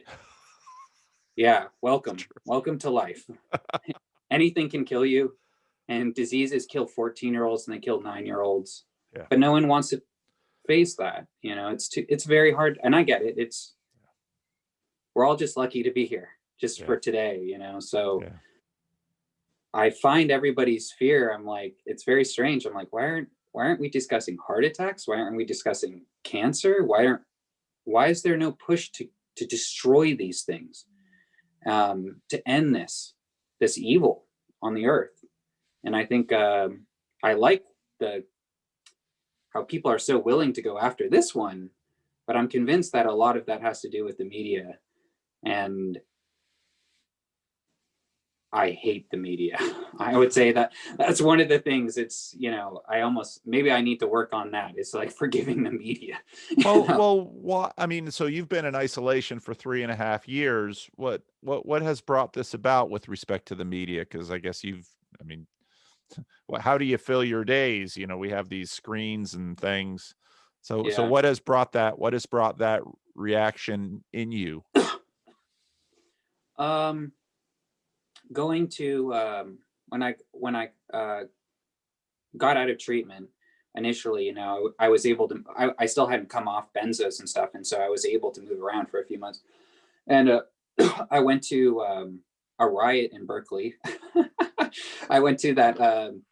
It was called the Battle of Berkeley. It's where there was a huge riot and all that stuff. And I went out there specifically to see it. I was like, I keep hearing that these Trump supporters are all white supremacists, and that that's who they are. And so I was like, and so I worked right there, and I was like, oh, I'm gonna go walk over to this park and see who these people are, and see if the media is lying. Because I always, ever since I was little, I was always just like, the media makes money off of death.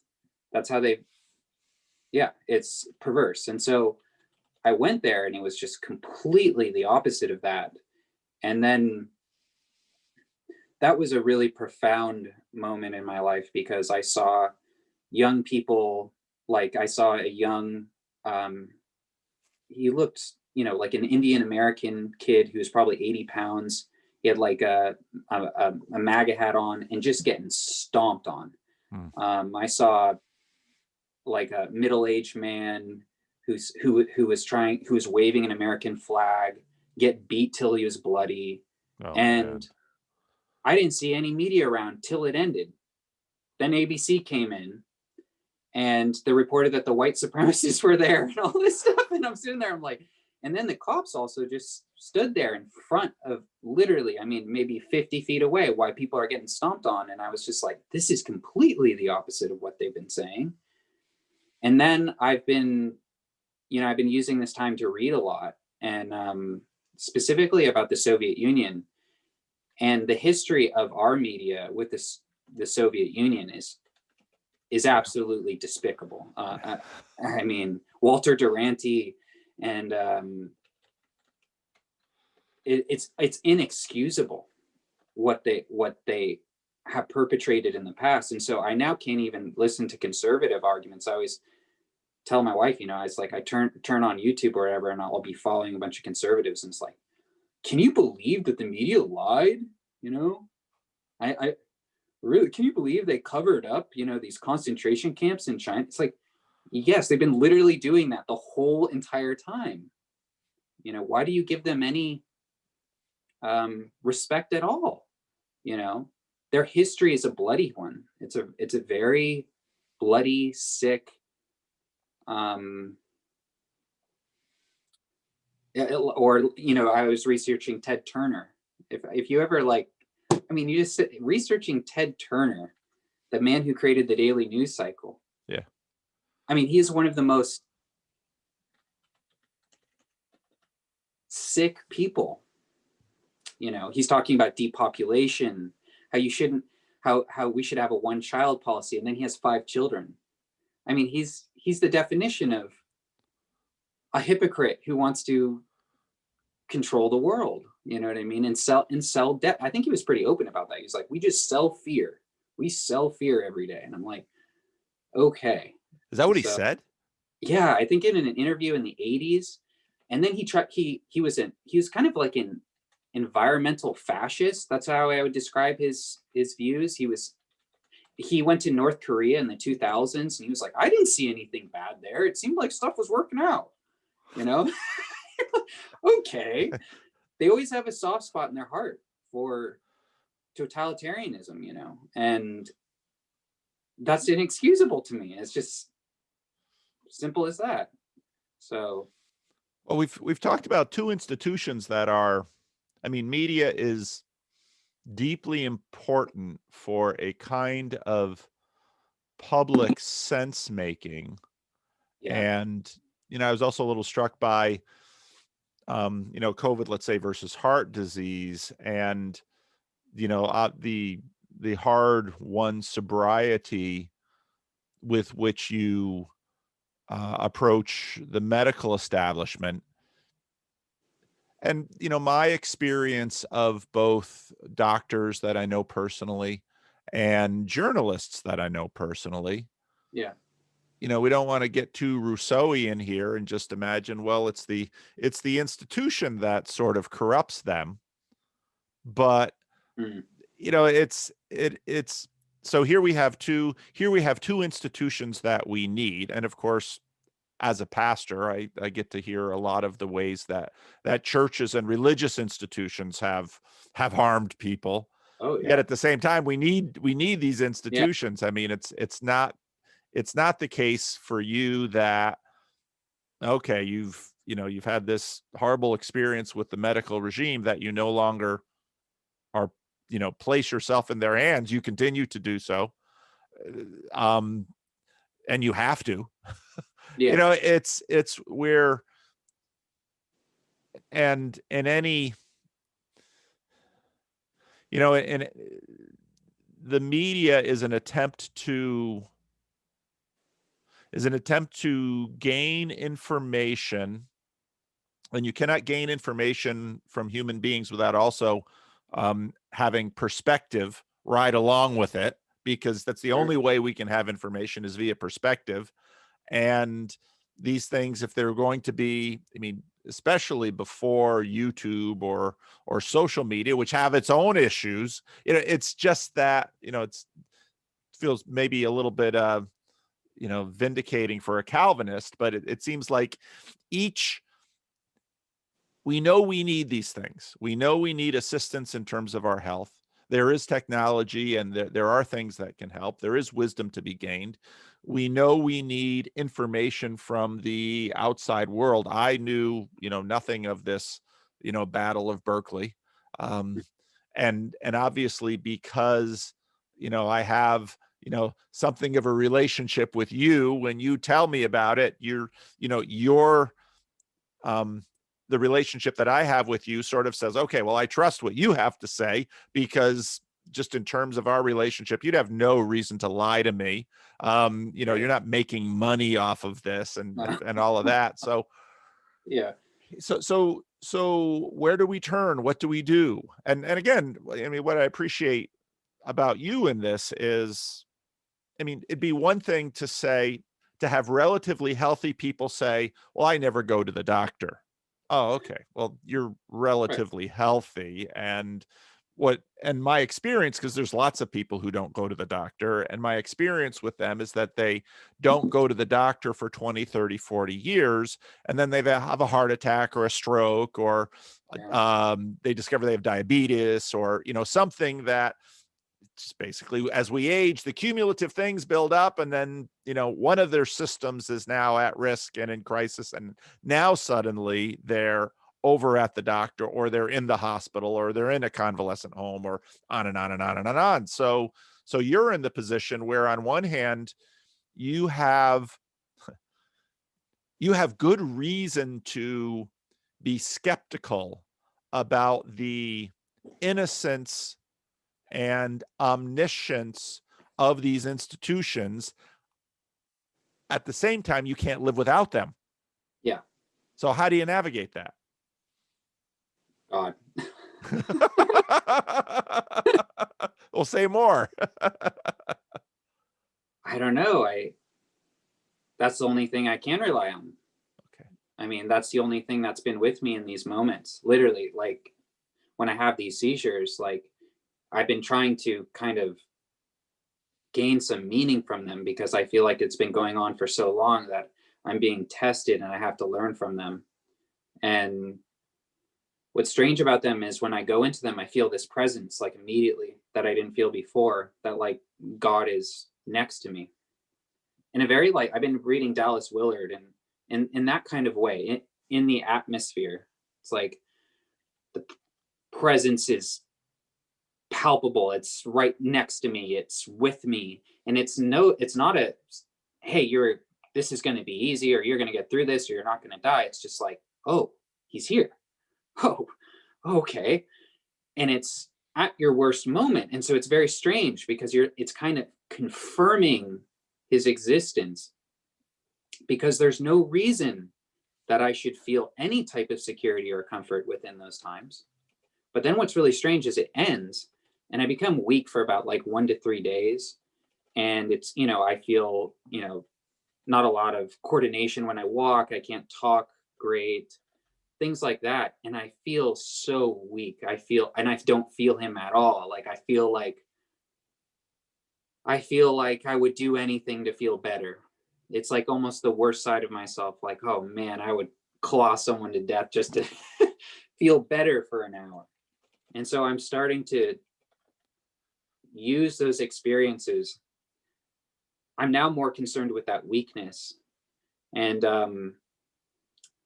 in Matthew, where, Jesus is confronted after fasting, that made me, his weakness. He's incredibly weak. He's physically weak. And then he comes. And, I've been trying to get stronger. So I've been using this time to read about the Soviet Union and the people within the Soviet Union who were tortured and were able to withstand that, because I can't wrap my head around it. Because I know what I've been through, and it's nothing compared to what they've been through.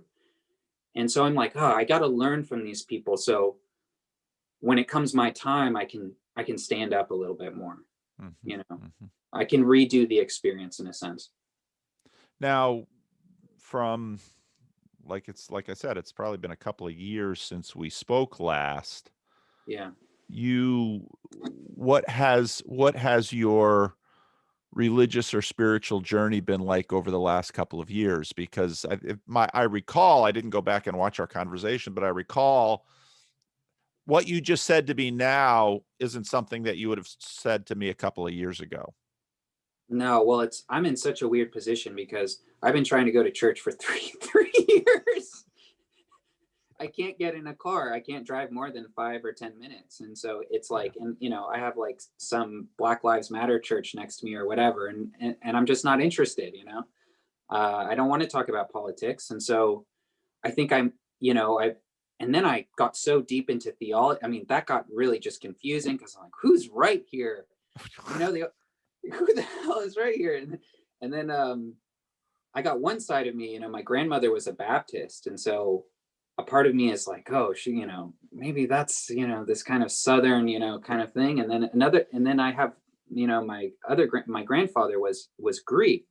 And so I'm like, oh, maybe the Eastern Orthodox, maybe they really know what's going on.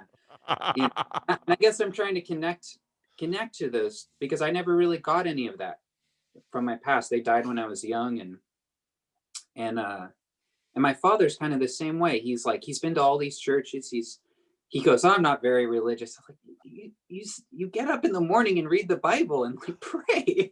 He's like, what he means is like, I can't stand the churches, man. I just, as soon as the authority comes in and they start begging him for money or whatever it is, he starts feeling like they're hostile. And I really want to be in fellowship with people to build up my faith, because I know that it's weak, when you're in isolation and you're lonely. Yeah. So I'm in a really weird space with like church and religion. I don't know, because, and I have never been baptized, so that's that part of me is very like, it's like a hole a little bit, it's like, wow, I can't even get that, but I'm just like, this is the test. Maybe this is the test, Wow. So you've been a huge opening for me, because it's like, oh man, I was hospitalized and I saw one of your, the next morning I got up and I saw your live stream on Sunday and I was so angry. I was so angry at this doctor. I was so angry. He treated me like trash while I had this seizure, to the point where a lot of people think, a lot of people think that I've been told a lot about my family. You got to sue these people. You got to go to court with these people. Yeah. And I turned you on and you were talking about forgiveness and murderous thoughts. I was like, oh man. And I was like, I think you were saying, if I could just get rid of these people, my life would be so much better. And I was like, so every day I'm working on forgiving the doctor, and it's so tough. Yeah. And, but yeah, I met with your friend though. Oh, Mark? Yeah, Mark, a long time ago. And man, he's a good guy. Yeah. I only saw him, I think once, and it was like, I'm still going on that. Yeah. No, he's a good guy. He's a good guy. The Alameda Christian Reformed Church, another little struggling Christian Reformed church Mark is doing. Mark's sort of a one-man band during COVID. I caught his church stream, and he's singing the songs himself. Someone's playing the piano, at least for him. He's singing the songs. He's doing the liturgy. He's doing the services, doing it all himself. I thought, oh, God bless you, Mark. God bless you. Wow. But well, thank you. Thank you for letting me know I was helpful, because as a pastor, that's a big deal, because the institutional, there's a lot here in terms of doctors get calloused and hard to protect themselves. Yeah. Because it's one, you go into that thinking you're going to help people, and you wind up killing people, hurting people. And then, how do you then continue on? And you're sort of trapped, because, hey, you've got all this student debt, you've got this job you have to do. People do need doctors. You want to be a good one, so on and so forth, but it can turn you into a bad doctor. I think reporters, everybody has a perspective. So, they go into the world and they want to tell the truth and they want to make things known, but their biases and their perspectives are going to, and then you've got commercial interests in both realms. And so, but you've got all of the same stuff going on in religion, as your father noted. And so pastors get into this because they believe or they care, and they get calloused, they get cynical, they take easy ways out of difficult things theologically, And Right. but at the same time, no, I'm really struck by your answer in terms of, and I completely believe it, just in terms of, the difficult times in my life and what kinds of things got me through, and Yeah. there are all other things too, friendships, solid relationships. I mean, all those other things too, but yeah, yeah, Those are not really on the menu right now. I don't. yeah, yeah. So, I mean, what would be your advice to someone who can't go to a church, but believes and studies and cares about this deeply? Well, I think, people people have to kind of make do with what they have. And I think your reading of life in the Soviet Union for Christians. I know, Peugeot and Dreer's conversation they did the other day. I haven't read Dreer's book yet. I'm reading it right now. Are you? Yeah. Yeah. But it's uh, those kinds of stories I find tremendously helpful, because one of the things that I learned in some dark times in my life was God is enough and he can bring you through. Yeah. And I know that. But I also, I mean, you talk about the times when he's gone and the weariness and the desperation of being willing to do almost anything just to Yeah. make whatever it is, the fatigue or the loneliness or the isolation stop. I get that too. And I think you're doing the right thing. I mean, you have certain things at your disposal. You're reading, Yeah. you're finding other people that, other media that can help, because you can only read so many hours a day, and sometimes you need Yeah. music, or you need, another voice or something. That's You survive. You survive. And as I've said many times, I don't know I don't know any Christians that I really esteem who have who haven't gone through one sort of hell or another. Right. It's part of the process. That's what the Bible says when it talks, it's a kind of a pretty image of refining like gold. But if you've ever, you know, if you've ever felt the heat of what a crucible or what that looks like, it's Mhm. so and the church has to, and I think the church is doing this. The church has to find ways to help people who are isolated. And this is a far older thing than any modern impediments. Pastors have always, and churches have always, you know, visited the sick, visited those in prison. Right. The church has to reach out to those who are isolated and find ways. And even if they're imperfect ways like YouTube or Zoom, Yeah. it's simply essential. But Yeah. there are many, many people who are struggling and isolated and alone. And Yeah. yeah, so Yeah. that's always the case. Yeah. Yeah. Well, yeah, I'm reading Rod's book. I'm not sure how I feel about it so far. I think a part of it might be a little.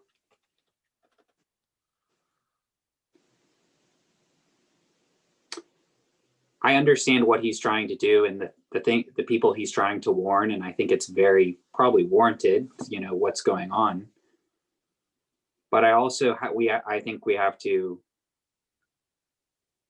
have some respect for the suffering of people in these communist countries and their memories, and how severe what we're talking about here is. Yeah. We are not talking about SJWs banning people off Twitter.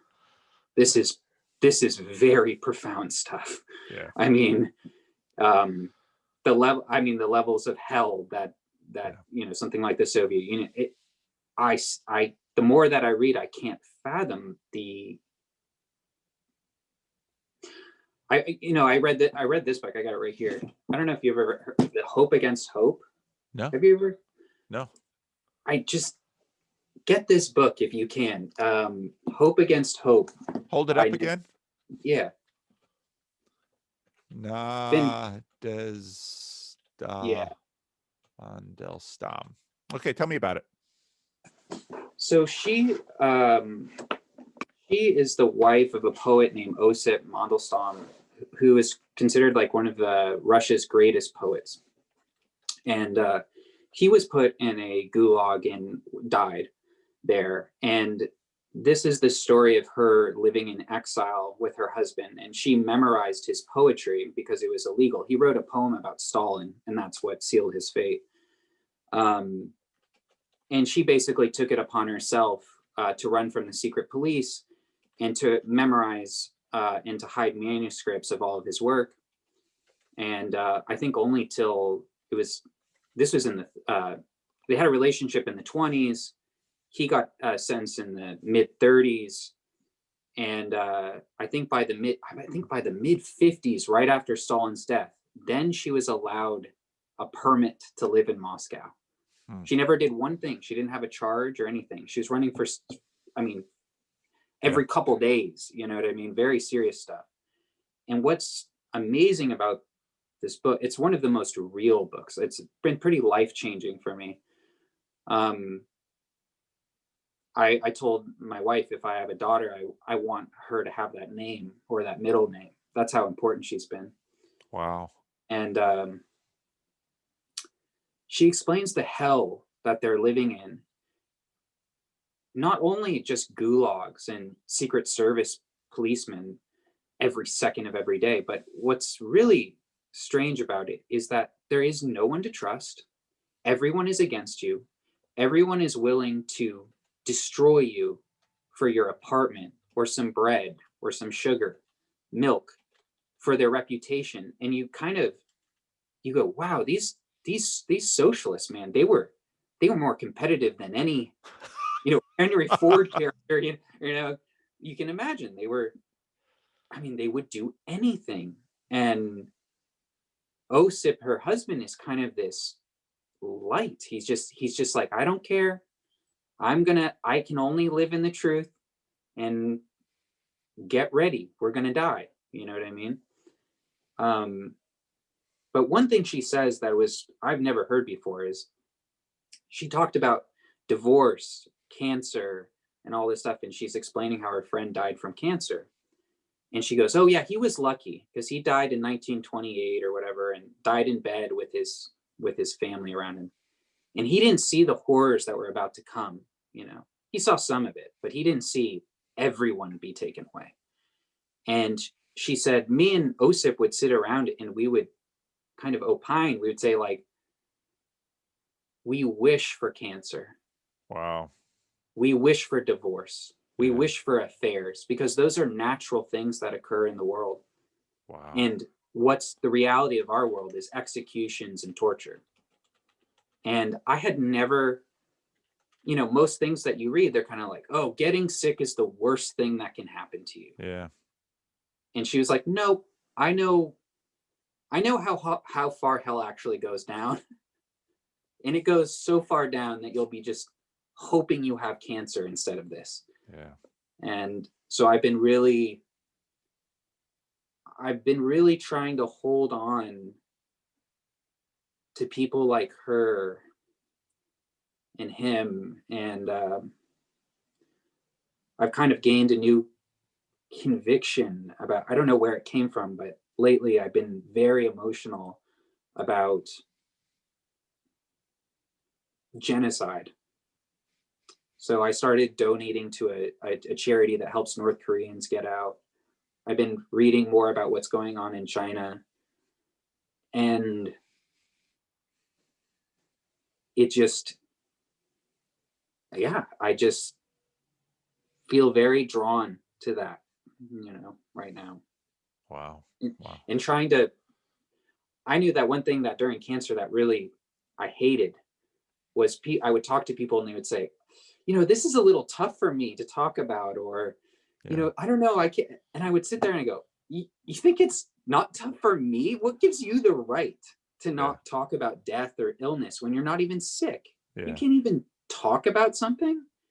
Yeah. And so I've been really trying to open myself up. Another thing that I did was, there was a famine in 1921 called the Volga famine that was really famous. And I decided one night, I kept reading about it in other books, and it's horrible. Millions of people died. And I was like, what does this look like? What does it look like when people just starve to death? And so I said, I wonder if there's photos of this. And there's photos, a lot of photos. And I made sure I didn't turn away. And it had a huge impact on me. You know, they were eating their children. And they have photos of literally the marketplaces with cut up children, and they're selling cut up children. And they have people in the throes of death. And they're clear photographs. You can focus on their eyes, and they look like aliens. And it's not okay that we don't remember these things. I am very sad about my education, and something Jordan is very good at talking about is we need to internalize these periods of mass suffering. And I think that's one of the biggest problems today, is that we all think the world is falling, and it's not even close. It's just not even close. It's yeah, we're so blessed. Yeah, that's true. That's true. That's true. Well, and listening to you talk also makes me think about the strangeness of suffering. A lot of suffering that goes on now is, so The Crown was on Netflix, and my wife and I watched The Crown, and we've been watching some other stuff on the royals. It's a fascinating study in humanity to watch. And again, all of these are representations and depictions, but to watch someone like, so Diana, my wife, was noting that, she married Prince Charles in 81. And my wife said, she remembers that, and all the girls. So in 81, my wife was 15. No, 81. Yeah, so my wife was 15, so I was 18. Yeah. My wife was 15. She said all the girls in school wanted to be her. And so here you have this young woman who is, by virtue of marriage, made astoundingly wealthy, lives in palaces, but yet is in some ways this prisoner, and gets bulimic in terms of trying to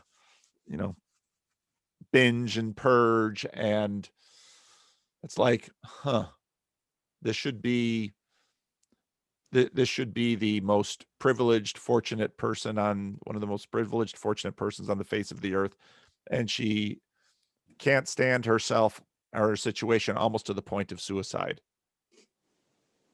Right. And a lot of the suffering today will happen.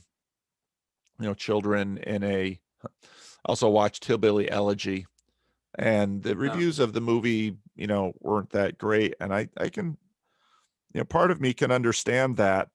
I actually thought it was pretty good in terms of, your mother's a monster. She beats you. Mm-hmm. And she's a drug addict. And she's your mom. And that's true for lots of people, whether it's drugs, alcohol, borderline personality. She's ill. And so, and so you've got all that sort of common suffering. It's deep and it's painful and it warps. And then you've, I read not Black Earth, but the Bloodlands by Timothy Snyder. Basically the land between Stalin and Hitler, and Belarus, Ukraine, Poland. I mean, the years of the 30s and 40s, it was just this famine that goes through the Ukraine, basically a human-induced famine, because Stalin is taking all of the grain out, and people are reporting on other people if they're trying to at least keep a little bit of the grain for them to eat. And again, you've got cannibalism going on, you've got famine, you've got starvation, and then of course that's all Stalin in the 30s, and then Hitler comes marching through. And then Hitler goes back, and it's like, how can human beings survive this? Yeah. And one answer is they drink. Yeah. That's how they survive this. They drink. Yeah. No, it's weird literature to read, because at one level it can kind of feel voyeuristic. Mm-hmm. At another level, it can feel participatory. Yeah. Sometimes you don't feel worthy of reading it. Yeah. Yeah. But at the same time, you have the sense, no, I should be reading this. I need to know this. Yeah. In a sense, by not listening to them, I don't honor their suffering. It's strange, multi-layered dynamics with this stuff. Yeah. I think honoring their suffering is, that's our job in this world. I don't see what else. Being distracted is not working. I mean, Right. So right now as we speak, and this started before we started, there's a woman sitting on the stonework that we've got this terracing right outside of church, and she's there with her husband, and they have been fighting on and off most of the morning. Oh man. And you went and you've slept with those bitches, that's what she's hurtling at him. And he's throwing things back at her, and they're doing this right here in front of the street. And and it's loud enough, they're about 20 feet away from my door, but it's loud enough that even through the door and the walls, I can make out a lot of what they're saying. The mic probably doesn't pick it up because I've got to set the mic to this, but here is the human condition. And these people they're in this case, they're African American. They have a culture, they have a story, they have a past, but at the same time, the government isn't locking them up, and just it's their, and it's a married couple. They are married. I mean, I picked that up pretty quickly. I'm your wife, and so, okay, they're married. And but it's, and you with your, with your cancer, and with the, it's, and again, part of this is, and it's so strange because, and I completely understand, people will say to me, how can there be a good God, and how could a good God tolerate this level of suffering in the world? And I feel the weight of that question, but I almost always see it in the reverse. If God isn't good, if his promises aren't true, if his power isn't available, and if all of these people who have suffered have no hope of redemption, consolation, well, then I don't want to be then I don't want to be a preacher. I don't want to be a Christian. I don't want to give false hope. But if all that hope is false, that's a thought that's way harder to deal with, because then we're just left to despair and nihilism and suicide and genocide and destroying life because life isn't worth the cost. So, and it's often, so I'm planning a conversation with someone, and she asked that I read a chapter out of Brothers Karamazov and to talk about it. And it's one of these classic chapters of Dostoevsky, like few other people could sort of lay these things out. And as Peterson says, to his credit, Dostoevsky puts these enormous challenges, the strongest arguments, not in Aloysia's mouth, but in the mouth of Ivan, Yeah. Oh yeah. Oh yeah. And yeah, the Russians, they know suffering. Yeah, they do. They know suffering. Yeah, I've been really taken with almost all of these writers. Tolstoy has had a big impact on me, and I'm starting to dig deeper into his political thinking and his Christian anarchism. And I think that I was trying to find an answer with politics, and I think a lot of people were, especially in around 2016, 2017. It was like, okay, we get that this is insane over here. This is pretty obviously insane. So maybe what do these guys have to say? And I've kind of come away with, like, they're almost the same. I don't know, in a strange way. But about evil and good and evil, I don't want to be God's slave. I want the freedom. And that's to me, that's the most important part. It's like there has to be one, because he gave us the freedom to fail, and then lift us back up. I can't imagine. I don't want to be a slave in heaven. That sounds just bizarre and not fulfilling or meaningful. I don't know. Yeah. But have you read C.S. Lewis's Screw Tape Letters? Yes. Yeah. And Lewis goes into that there, and our, Screw Tape, of course, writing, our Father below, wants them for food.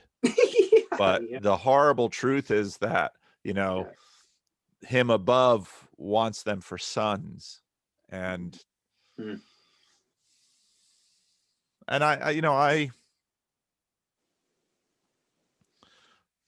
have to believe in God's justice and God's mercy, and the consolation and redemption of suffering. Yeah. I can't not believe that, because I couldn't, and I have an easy life. I'm healthy. My kids are healthy. I have shelter. I have food. I have disposable income to do things I enjoy. I live in the span of human possibilities. I live an unimaginably privileged life compared to not only people in past centuries, but billions of people in the world today. Yeah. It's just true. Yeah. But I couldn't tolerate the human story if it were not for the Christian promises about the goodness of God and his justice, and what he will do in the age to come. I just can't go there. Yeah. And I find it strange, all the people we're talking about, they come to that conclusion, like Nadezhda, she became an Orthodox Christian. All these writers became deep Christians. Solzhenitsyn, all these people, and you would imagine it's like, why not just say this isn't working? But, even with, again, we were talking about institutional corruption. Even with all the corruption that we've seen in church, that's the thing. That's part of. On one hand, people need to find churches if they can. On the other hand, I also know that they'll be disappointed. They'll be disappointed in their pastor. They'll be disappointed in the other people there. That will come. There's no avoiding it. And I pray that you find, a good church and a good pastor and a good community, and that it's a blessing. And that I see too. I see many people, you know, especially when I do funerals, and a good funeral of a saint who has lived their life, um, well. I'm privileged and really happy to perform at those funerals. But then when I look at others and I think, oh, if you don't have the church around you, how do you get through? How do you Yeah. get through? So Yeah. Yeah. I have an 11 o'clock. I'm sorry. Okay. Sorry, I can't see the time. No, Okay. that's okay. But we're not quite there, but we're Okay. almost there. I just didn't want to, Do you duck want to out. continue for 5 more minutes, or do you need some time before? Well, we should wrap it up, but Okay. I really, I'm so glad that you reached out again, and I'm so glad we could do this. And Yeah, me too. These conversations are good, and they're also hard because they're meaningful. And it's really, I know we had that little quick video moment when when your wife popped into the frame, and we talked a little bit that one time. That was really Yeah, special. yeah. And but and the frustration of the destruction of my Dunbar number is that, in a moment like this, I want us to have more time. Yeah. Yeah. Well, one of these days, I'm going to be able to get in a car, and I have a lot of I have a lot of churches to stop at. I gotta stop at Mark's. I gotta stop at yours and say hi. And it's weird not ever seeing your church, but seeing it and Yeah. seeing you all the time and constantly. It's like, wow, I wonder what it looks like really when you're inside. It's kind of voyeuristic, like you were saying. That there's kind of a voyeurism aspect of all of this. So, Well, this to me is again another reason why I believe the Christian gospel, and I believe that, as the amazing verse in Amazing Grace, when we've been there 10,000 years, we've no less days to sing his praise. We also have no less days to the Dunbar number will be a thing of the past in the age to come. And that's boy, what a thought that, yeah. part of God's goodness to us will be the exploration of each other and his gifts in you, without the kinds of distraction, limitation, disruption, corruption that we deal with here and now. Even that thought alone, gives me strength and joy and pleasure. So Yeah. I'm I think I'm glad you're reading Dallas Willard. Oh man, he's Yeah. he's pretty solid. Yeah. Solid thinker. Yeah. Amazing. Gosh. I've been trying to get less into theology and more into living a better life and being a better person. I'm starting to get out of the net, Yep.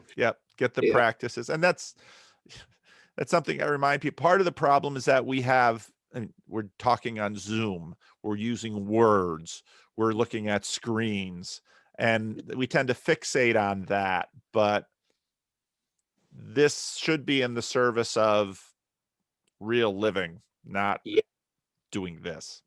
Yes. So, yeah.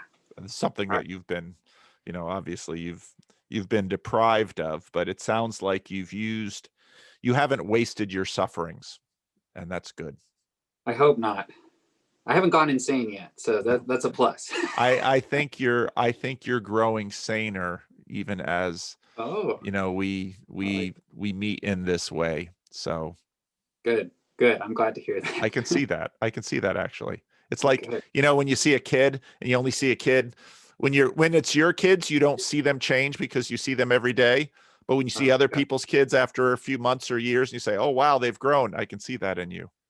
Oh, that's great to hear, because I have no perspective like that. I can't see that. Yeah. So No, I appreciate it, that. Paul. Well, Nick, this has been a joy, and I will pray for that day that you can get into a car and join us at Living Stones. And I Yeah. hope maybe one or two other people from Living Stones will have watched this, and so that when you come, it won't just be Paul and oh, he's another person from YouTube with Paul, but oh, that's Nick. And I hope they can have a perspective of what this means. And I know Mark will watch this. So Okay. Awesome. All right. I really appreciate it, Paul. I'll talk to you soon. is this something you'd like me to share, or what do you think? Sure. Yeah. Whatever you want to do. Okay, I think others would benefit from this conversation. Okay. So, Great. all right. Thank you, All right. Nick. All right. Take care. Thank you. Bye-bye. Hi, this is Paul, and some of you who have long and clear memories might remember this guy, although you look a lot better than you looked back in those other Little two balder. videos. Little balder, but I think a little bit more robust. So, Yes.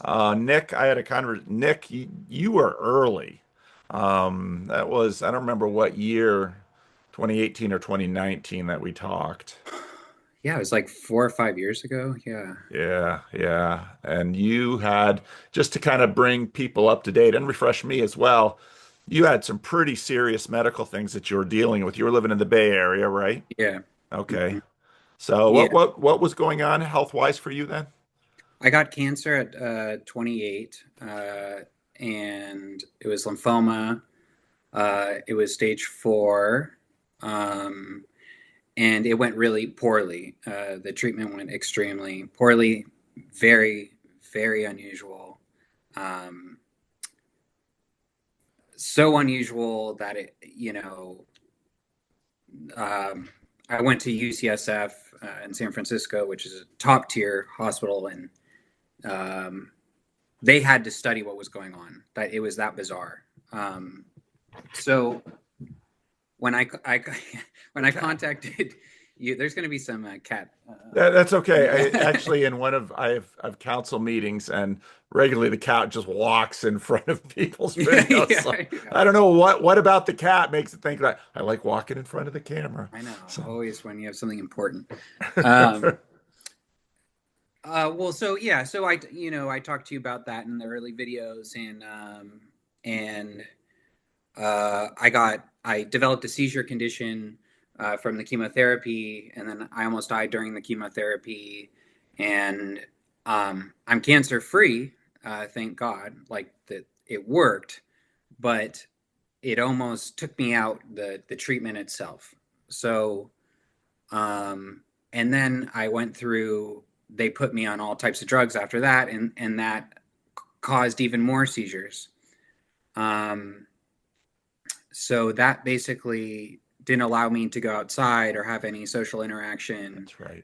I couldn't really drive in a car for a very long time. I didn't go outside for over a year.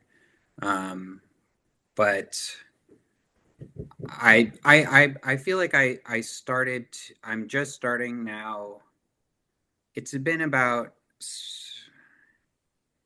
a couple years now that I've been able to have some agency, to be able to socialize a little bit more.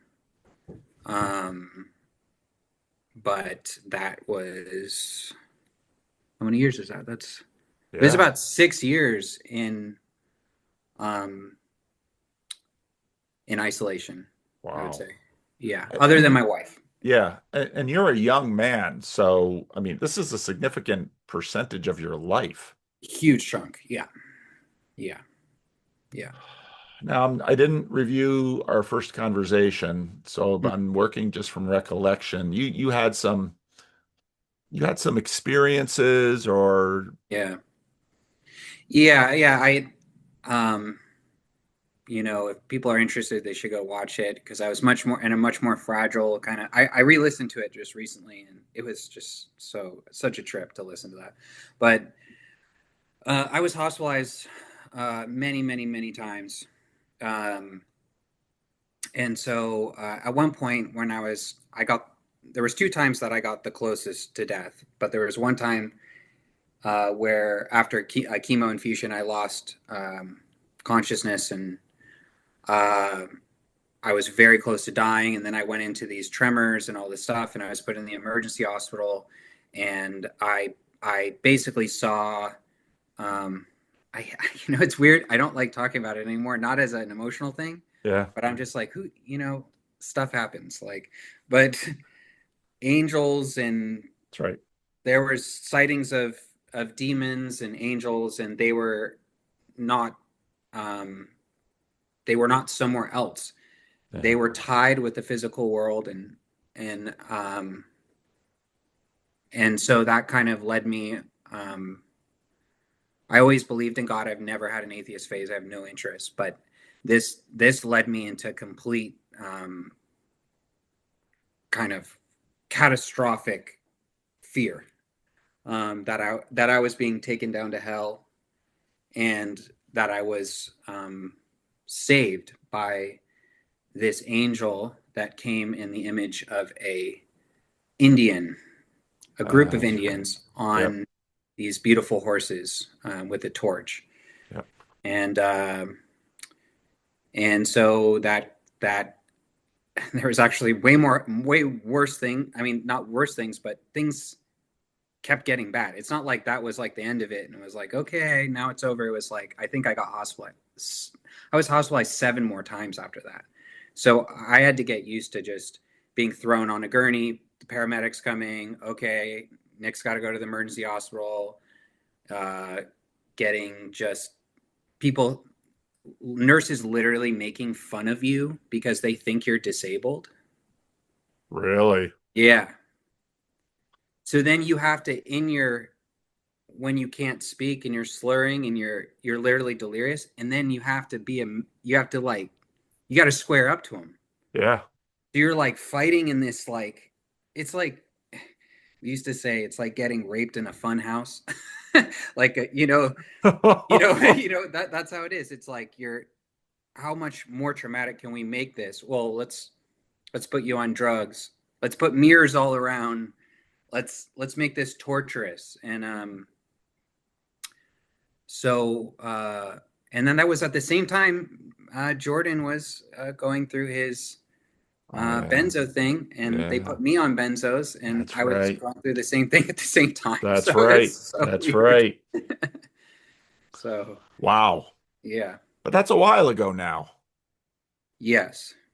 And you're able to get out. Yes. And you're yes. still married. Your wife is stuck with you. I have a baby. Wonderful. Yeah. She's 18 months old. Congratulations. Thank you. And that's, they told me I probably wouldn't be able to have a baby, and you got to freeze your sperm and you got to do this and nonsense. So, that's been huge. Wow. And I'm a catechumen in the Orthodox Church. Okay. And that's probably been the most significant healing part of my journey, along with my kid. It was about the same time. So, yeah, that's been, I'm basically just, I wanted to meet with you just to sing the praises of the church, because it just completely has saved my life, and I see a lot of people talking about it online, but not really participate. Or a lot of people are participating. I don't want to single people out, but I think it's really easy to have this gloomy view of it. And that is not my experience. I really want people to get that. Is the exact opposite. Well, when you say a gloomy experience, what do you mean? What do you hear? Well, if you sit at your house and you read, the lives of the saints all day, and you think that you're, some monk or something, or you know what I mean? You're already kind of going into spiritual delusion at that point, right? I mean, because you don't have anyone to guide you. And so there's this kind of thing of like, I think a lot of people are interested in it, but they're really afraid to go to a church. I think that's a big thing. I mean, I'm just starting to get over my hangups of, because I didn't grow up with this religious upbringing. You know, I grew up crazy. I grew up doing whatever I wanted and making tons of mistakes. You know, that's about it. It's just a bunch of mistakes. So you know, and I think certain Protestant sects have been unhelpful in the way that they believe that someone needs to be perfect before they walk in the door. There's kind of this, hey, you got to get your stuff together before you walk into the door, and so they look at Orthodoxy as hyper that, like, oh, it's so traditional. So what am I going to do? I you know, I can't, you know, it's just going to be too much. I'm going to be this sinner, you know, among these hardcore traditionalists that, you know, it's that's clearly someone who's not been in church. Yeah, exactly. Yeah, exactly. And then I usually have the opposite problem. People look around and it's like, this church is full of sinners. So, you know, that's kind of the point. That is the point. Yeah, that is the actual point. Yeah. You know, I'm not good enough to go to church. It's like, you've clearly never been in church. But it's really easy because, especially with the isolation and the vices that people do alone, you know, there's so many vices to fill you up. Like you can just sit at your house and get delivery food and smoke weed all day and look at pornography and waste all your time, and those things they trap you even on the outside because they make you so ashamed, you know, that walking into an Orthodox church, it's like, well, I mean, those guys are scary, you know, like they got big beards and you know, they're super hardcore, you know, you know, and so I'm always surprised, like people have, you know, I was talking to my friend who's a huge metalhead, and we used to listen to, you know, death metal and all this stuff together, and he's hardcore into that stuff, and he's like, so you're not allowed to listen to that anymore. So like, I'm not allowed. I go, I've never had like, my priest has never been like, hey, are you listening to death metal? That, you know, you got to cut that out. It's just that I don't want to listen to death metal anymore because I keep going to church and I keep finding something better. Yeah. So I think the transformation aspect is so amazing. It's so incredible. It's totally beyond what I thought it would be. And not being able to go to church, because I started reading about Orthodoxy about 15 years ago, and I was just, I mean, I think I read the book Nihilism by Seraphim Rose. I don't know if you've read that. Oh, you should definitely read that book. I'd be really interested to hear what you have to say. But, you know, Seraphim Rose was huge. Reading that book, I was just so depressed, and I was living in the city, and I was totally despondent. I was really bad. I was the doom, you know, the meme with the doomer guy. Yeah, that was me. Oh. But this is before you got sick. Oh yeah. I've been, you know, I hate talking about all this, but I was extremely suicidal most of my life. And so, and I always felt that there was something wrong in modern culture, but I couldn't get away from it. I felt trapped by it, and that there was no way to get out of it. And so I used to kind of like dream of a way outside of it. And I think, so I read that book, and he just tears up modern culture. I mean, if there's one thing Seraphim Rose was amazing at, was critiquing the culture in such a, I don't want to say harsh way, but he was confrontational. I mean, he was a monk. I mean, he had no love for the world. I mean, he actually did what most people wish they could do, but don't actually have the courage to do. And that's to leave the world and live a truly a monastic life. And so that book hit me so hard. I was like, this is so truthful. I can't even like read it. Like it's making me so uncomfortable because I know what he's saying is true. And so I was reading more about it and I was like, this feels so aligning with me so much, but what am I going to do? Like I'm trapped. Like what? And then I lived in the city very close to a very, very important Russian Orthodox church, only a few blocks down from it. And I used to just walk by it and I used to go, I have to go, I have to go, I have to go experience a liturgy. And I was just too afraid. I was like, it's a really intense cathedral. And you know, that was Seraphim Rose. That was how he converted in that cathedral.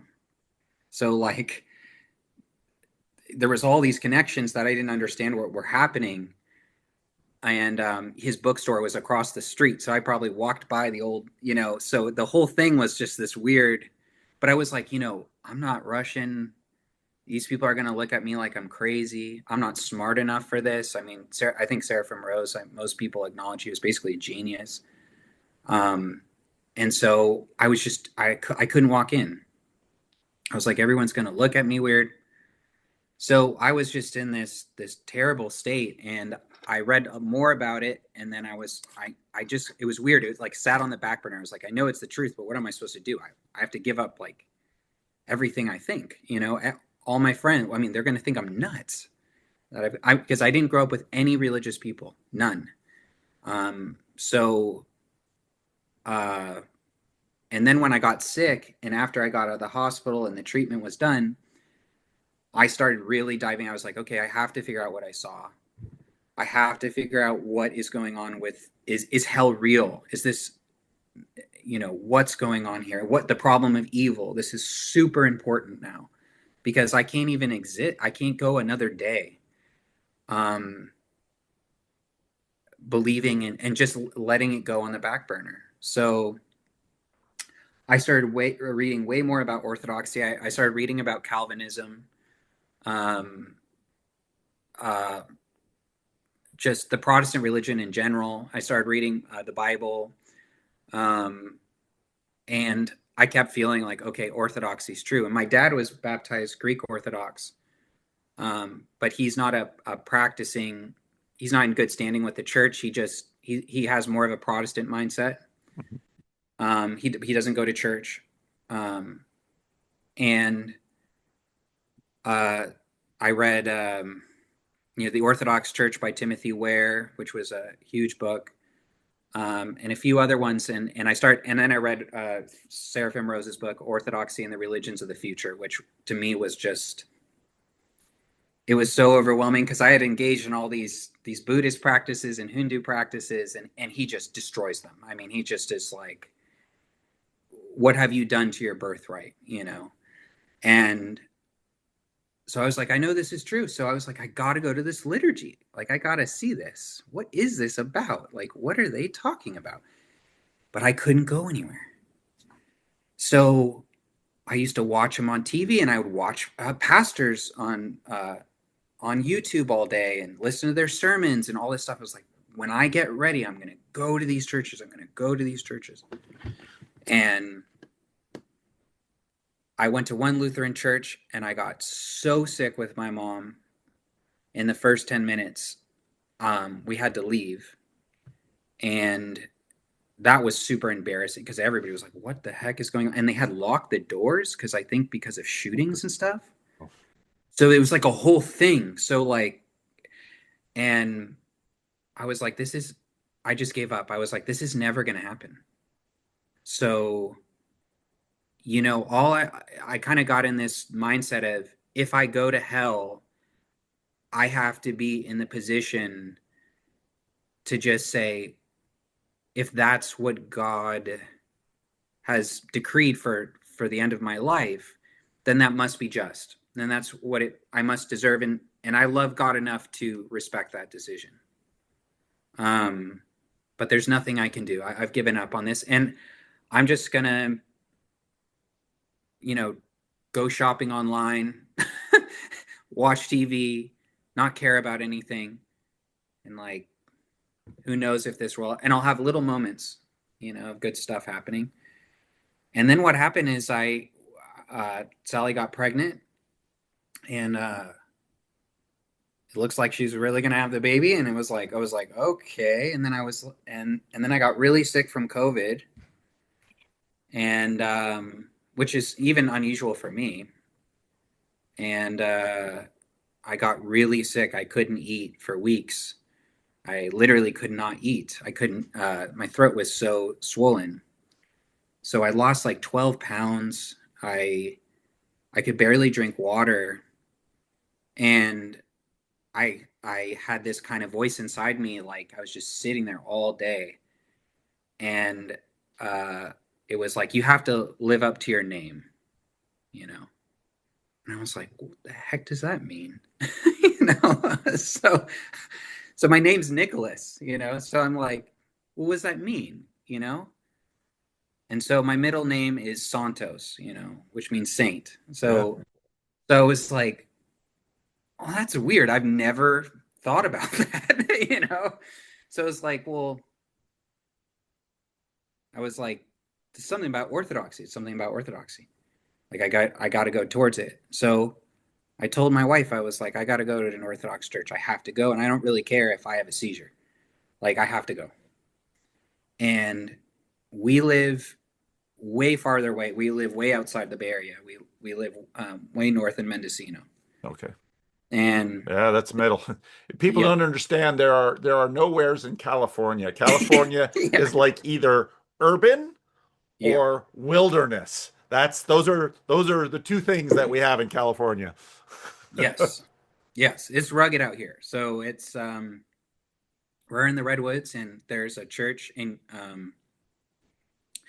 3 hours north, and then there's the Cloister Church. There is a monastery in Calistoga, and then there is actually many churches in Santa Rosa, California. People don't know that really, but it's weird. Santa Rosa is kind of a hotbed of Orthodoxy. Really? Yes, and has been for a while. Huh. Because of a particular immigrant group? Yes. Well, it's a whole history. I don't know. I can look it up myself. I don't want to derail you. Yeah, but there's a guy named Father Dmitri, who was a Russian immigrant, who was a very saintly figure, who was very influential in setting up monasteries and churches. But there's an OCA church. There's the one I attend is Bulgarian. There's a Russian Orthodox church. There is a skeet with nuns, and then there is a Palestinian church.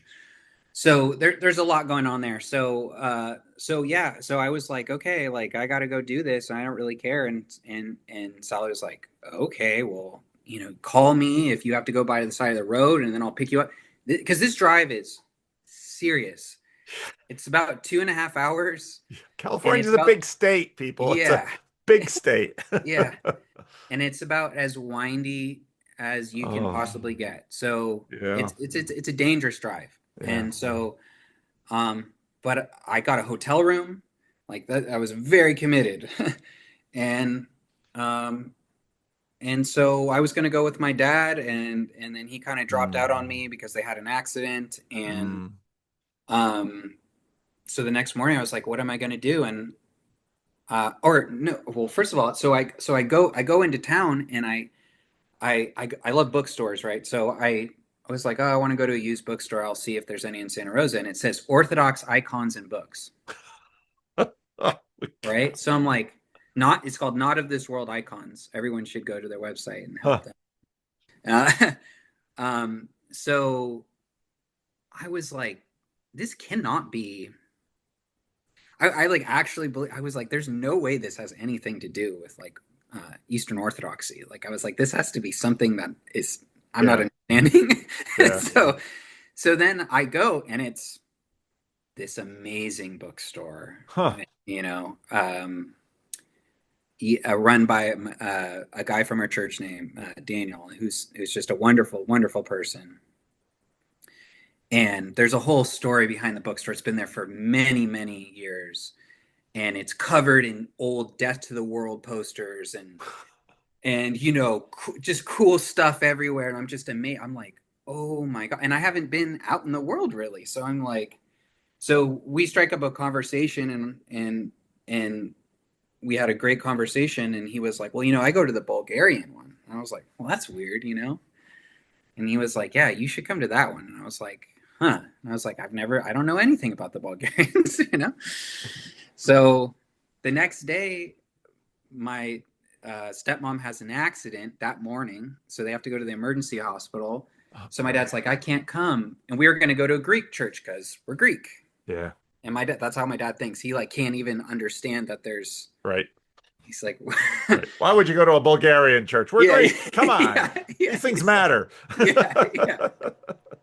So he couldn't believe they were doing the liturgy in English. I mean, that was just so shocking to him. He was like, what? Like, why? So so then I was, you know, I'm like, what church should I go to? There's like 5 of them, you know? So I was like, okay. So I'm sitting at the hotel, and I went to that Bulgarian one. And I was like, I'm going to go to this Bulgarian one. So I go, and it's this tiny little church, and I talked to the priest for over an hour afterwards. And it's a very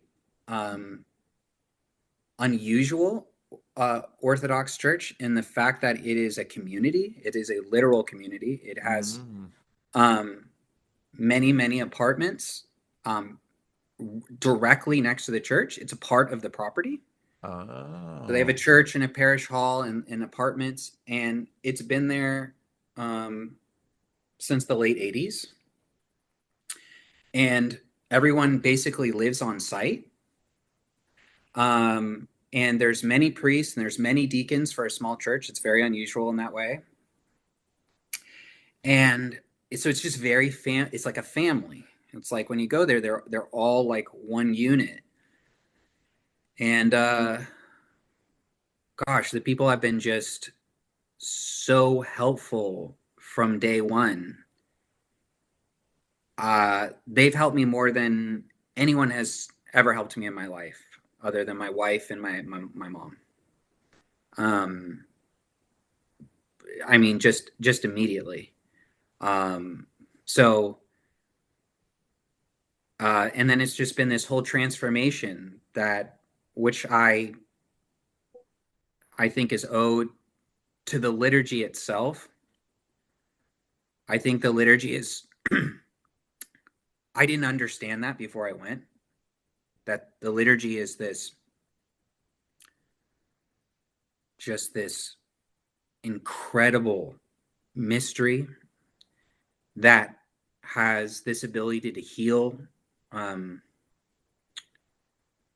you know, the people involved, and to actually, you know, heal the world itself. I firmly believe that, and so it started healing me physically, which I never thought it would. So I drive every week, 5 hours round trip, you know, 2.5 there and 2.5 back just to go. That's how important it is to me. And I would drive farther, honestly, because I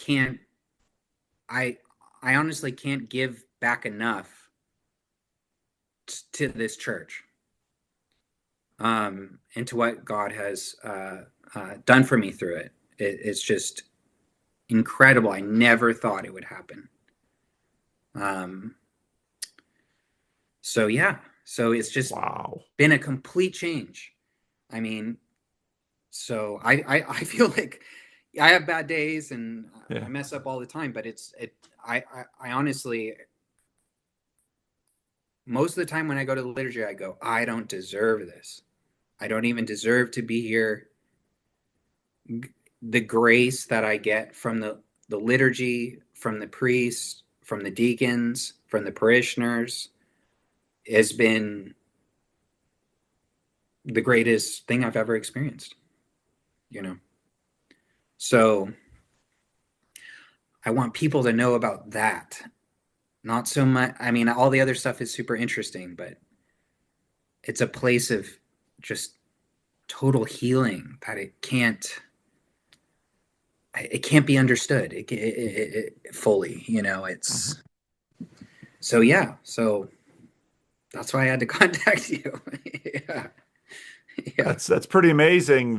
I mean, that's a big commitment on your part to get down there. I mean, it's Yeah. just like you described. It's a it's a big drive, and it's a big commitment to do do you still stay the night, or do you do it all in one day? So with the baby, I can't really because I got to take care of her on Saturday. I mean, I have to, you know, I have to share the responsibilities, but on Sunday, Sally's been really great because she's like, look, you know, this is so important. And Yeah. Yeah. but I mean, I've had many times where I go down, I get a hotel room, and those are my favorite days because I get to go to the Saturday services, and they have a lot of services. Like they'll have services during the week. I mean, Oh. sometimes I've gone there and I'll go on the Friday services, Saturday services. Then I go in the morning services. Then I go to the liturgy, and it's like, to me, it's like the greatest. Like I love that. Like the more services, the better. How Like, small are these services? It's probably pretty tiny, isn't it? yeah, it's pretty small. It's Like in a midweek service, I would imagine there's it's not a lot of small. people there. No, A no, handful no. of people. It's a handful. It's more than a handful because Oh, they live good. on site, Oh, okay. right? Okay. So, and everybody makes accommodation. It's I. A lot of people kind of refer to it as like it's almost like a lay monastic community. Yeah, it sounds like it. It is. It's fantastic. It's so cool though. It's Um, so cool. that's and they do it in English. Yes, they do it in English. Yes. Huh. We have two Bulgarians. So, and you know, the priests are everyone's a convert pretty Yeah. much. Yeah. And you know, the priests were brought in. They were from another kind of I would say like kind of a new age kind of Protestant group in their early days.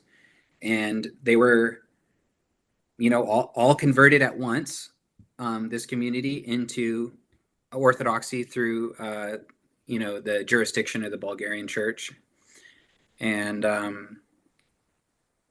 it's great. It's just it's the best. That's wonderful. That's wonderful. Yeah. I'm so glad to get this report. That's Oh, great. really good. That's really good. Thanks. Wow. Wow. So how long have you been going? My first liturgy was October 14th, 2023. Oh, okay. So you've been doing this a while now. Yeah. Yeah. Yeah. Hmm.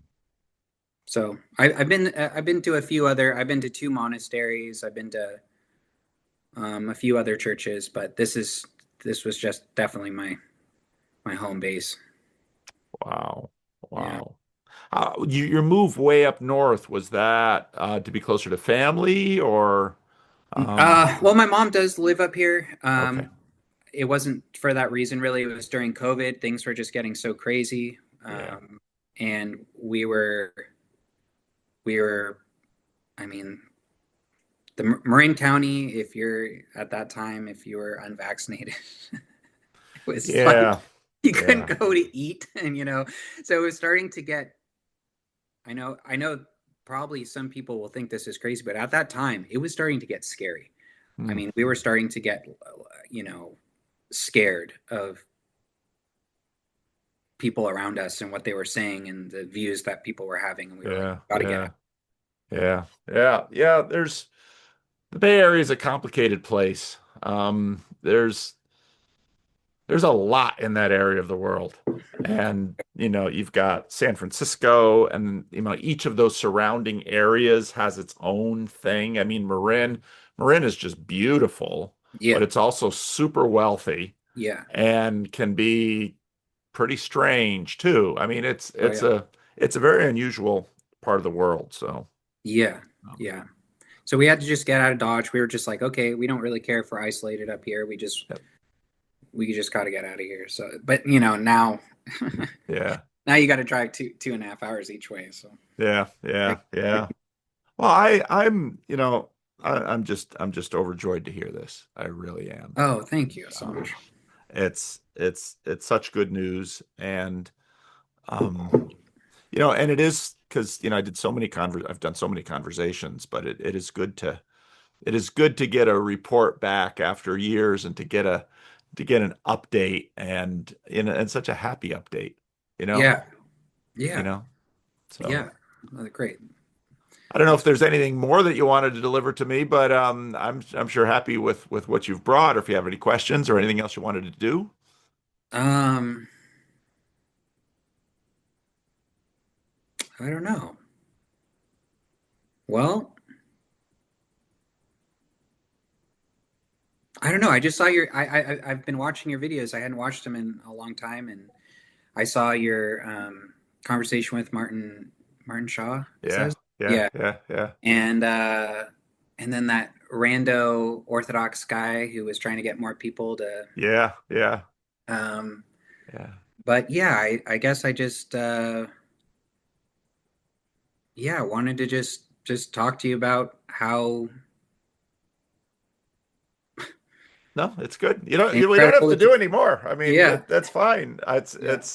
It's wonderful. And I'm going to dig up those old videos and I'll put the links below. And I might even append. I'll probably do some different versions of this, probably just the version of this talk, but then maybe it's easier for people if they can find, if I can put the old talks in there, because YouTube, of course, can. Some people would like to listen to the whole thing all as one thing, Yeah. but no, I'm super happy for you. Thank you. And yeah, and you're living in a beautiful part of the country too. I mean, that doesn't hurt. No. Um, And all the priests, it's crazy. They when I first got there, I was like, "Oh, I live in Mendocino." And they're like, "Oh, we vacation there." And I was like, "Yeah, right, you know." They literally come all the time. So like I got the deacons like it's like all the time. They're like, "Hey, we're here." And I'm like, "Oh, this is great, you know." oh, that's wonderful. So, but yeah, the you're probably so familiar with this because you've been a Christian your whole life, but the transformation is so shocking to me that it's real, Yeah, yeah, you know. yeah, So yeah. No, that's right. And I've also been. I mean, my whole life, my father's ministry. I've known many people with stories. I mean, every story is different. Every story has its particularity, but I mean, the salvation is very real, and yeah, it's this life and the next. It's not only this life, and it's not only the next. yeah, It's and I've seen that again and again, and I don't. Yeah, yeah. So I'm just because I remember our talks before. I mean, you were very much a seeker and you were looking for something. yeah, And it sounds like you've really found, very much what you need. And like all such stories, I mean, your story is just full of particularities. You mean just in terms of even your father, raised Greek Orthodox, and I mean, you real stories are strange in that there certainly are patterns, but there are always particularities too. yeah, And you realize that no human author would be creative enough or skillful enough yeah, to both integrate as much seeming chaos and randomness and yet have it actually be one whole thing that makes sense and then become a truly meaningful and yet happy story. And they'll be, hey, I'm old enough to know you'll have rough patches ahead of you. That is life in this world. And there are seasons in life where you just get breakthroughs and things are awesome. And then there are seasons in life that are soul crushing. And it's not that being a Christian or being a member of a particular church exempts you from the cruciformity of this world. The gospel never says that. No. Because it can't say that. Because Jesus, who is the center of the gospel, that is not his story. I mean, and so real stories of Christ's salvation are like this. And part of the reason I always have the posture that I have, I know some people wish I were more directive with people. And I'm not saying that there's anything wrong with being directive, because sometimes people need something very directive. And sometimes people need space to sort of futz about. And like in your case, I nobody would have enough wisdom to help you and your story come together. I mean, that is the work of the Holy Spirit. And the Holy Spirit is going to take, immeasurable particularity and weave that into something that will be what the Holy Spirit wants to do. Yeah. And so I love your story. And even though it's when if people go into the back catalog and listen to the other parts of the story, it's funny. And part of the difficulty with stories is that people will listen to this one chapter and say, I want that story. And they're like, okay, do you want stage 4 cancer? Do you want 5 years of isolation? Yeah. Do you want near-death experiences and visions of hell? Please be careful what you ask for. If your story is way more mundane, if your story is you were born into a good Christian home and and you've basically had a quieter, seemingly less chaotic life of blessing and difficulty, but God is working through that, don't despise that story. Yeah. People can look at your story and say, that's awesome, I want that. It's like, yeah, you wouldn't want the whole thing though. I mean, you're having a sweet spot now, but I'm sure your priest and everybody in your church will tell you, yeah, life has wonderful patches and difficult patches. But what I also do notice is that the Lord can use those difficult patches. And it's a weird thing in life to, on one hand, look back at the really hard times and say, oh, I never want to go back there. I never want to go back there. That is just horrible. But I'm glad he brought me through it so that I could have this. It's a weird thing you just really can't put into words. So Yeah. Wow, there's so much there. That breaking apart, well, first of all, this what you're talking about with the struggle of carrying the cross, and the priests and the people that have been teaching me, and the deacon, this is very explicit in what they tell me. That's what I'm learning during the fasting and trying to go after these sins and all this. I mean, they're like, this is a life of struggle. You want to do this with us? Do you want to struggle with us? Not individually. Like my priest has been very serious about that.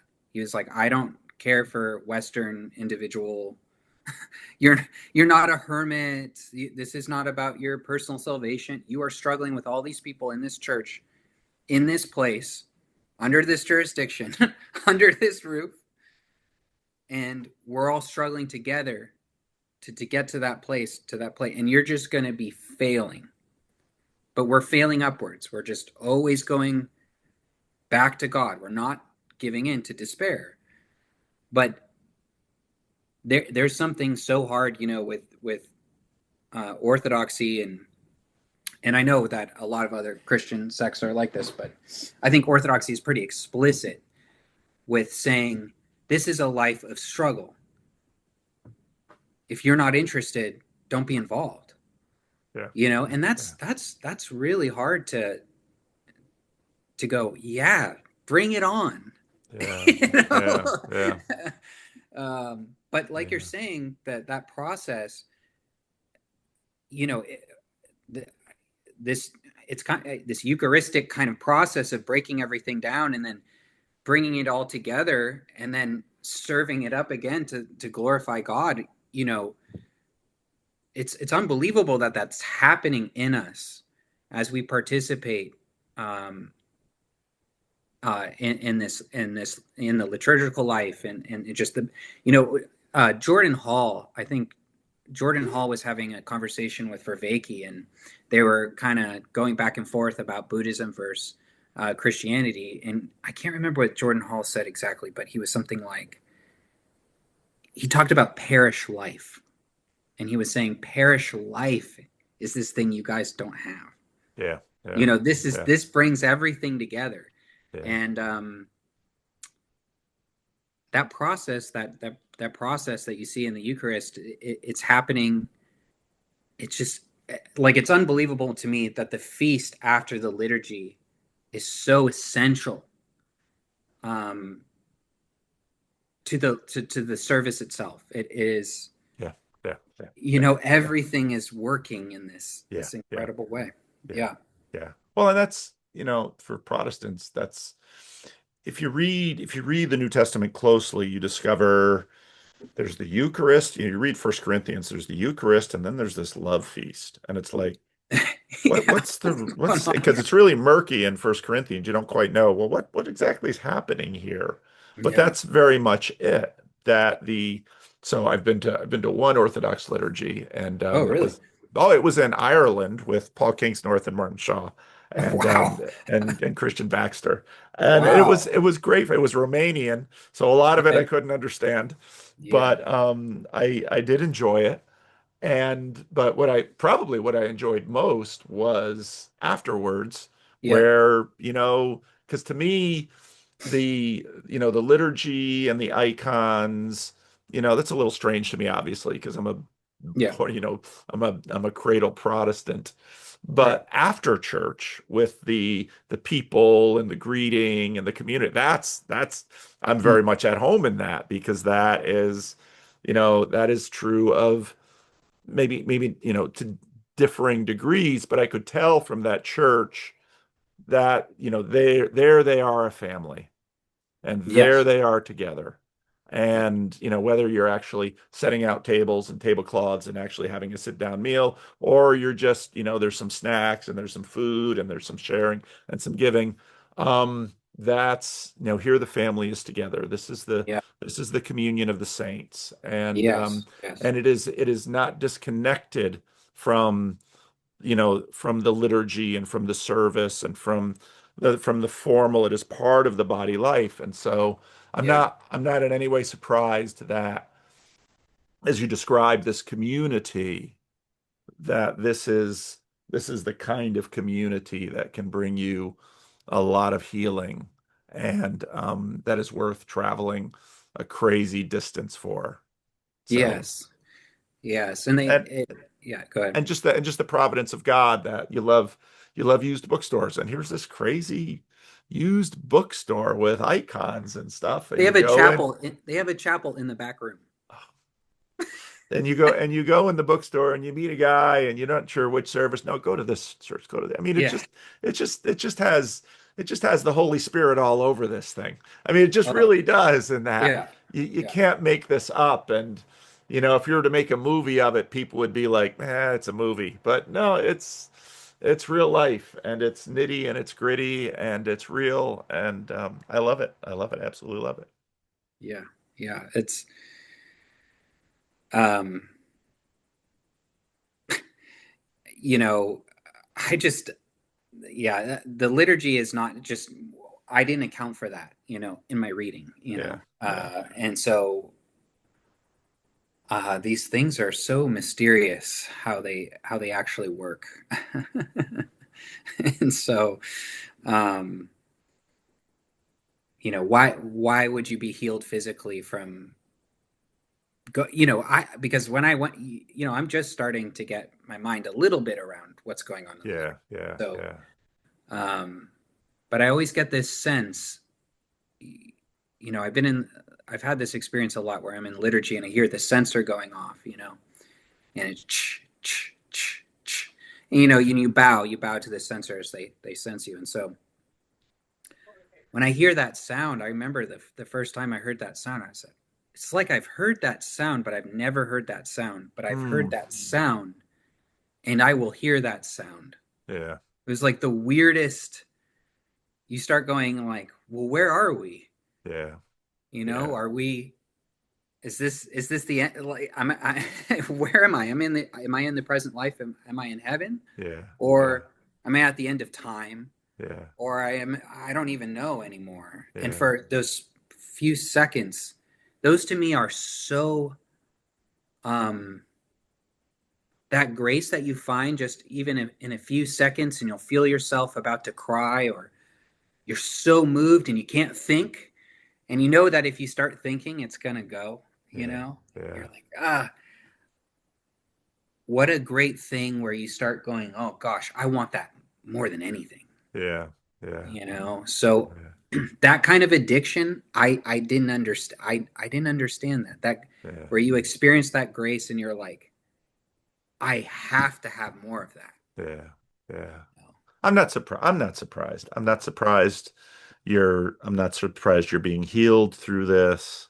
That's what it is. That's, the leaves of the tree in the book of Revelation are for the healing of the nations. Mm-hmm. And so I'm not surprised by any of it. Not surprised by any of it. And I'm just super happy to hear that you've got a daughter and that your marriage is, and that you're, I mean, gosh, just got to give a ton of credit to your wife for, I mean, this isn't, you see a lot of people on the internet complaining about their marriages and their spouses, but your wife has had a cruciform journey, loving and caring for you, and praise God for that. That's amazing.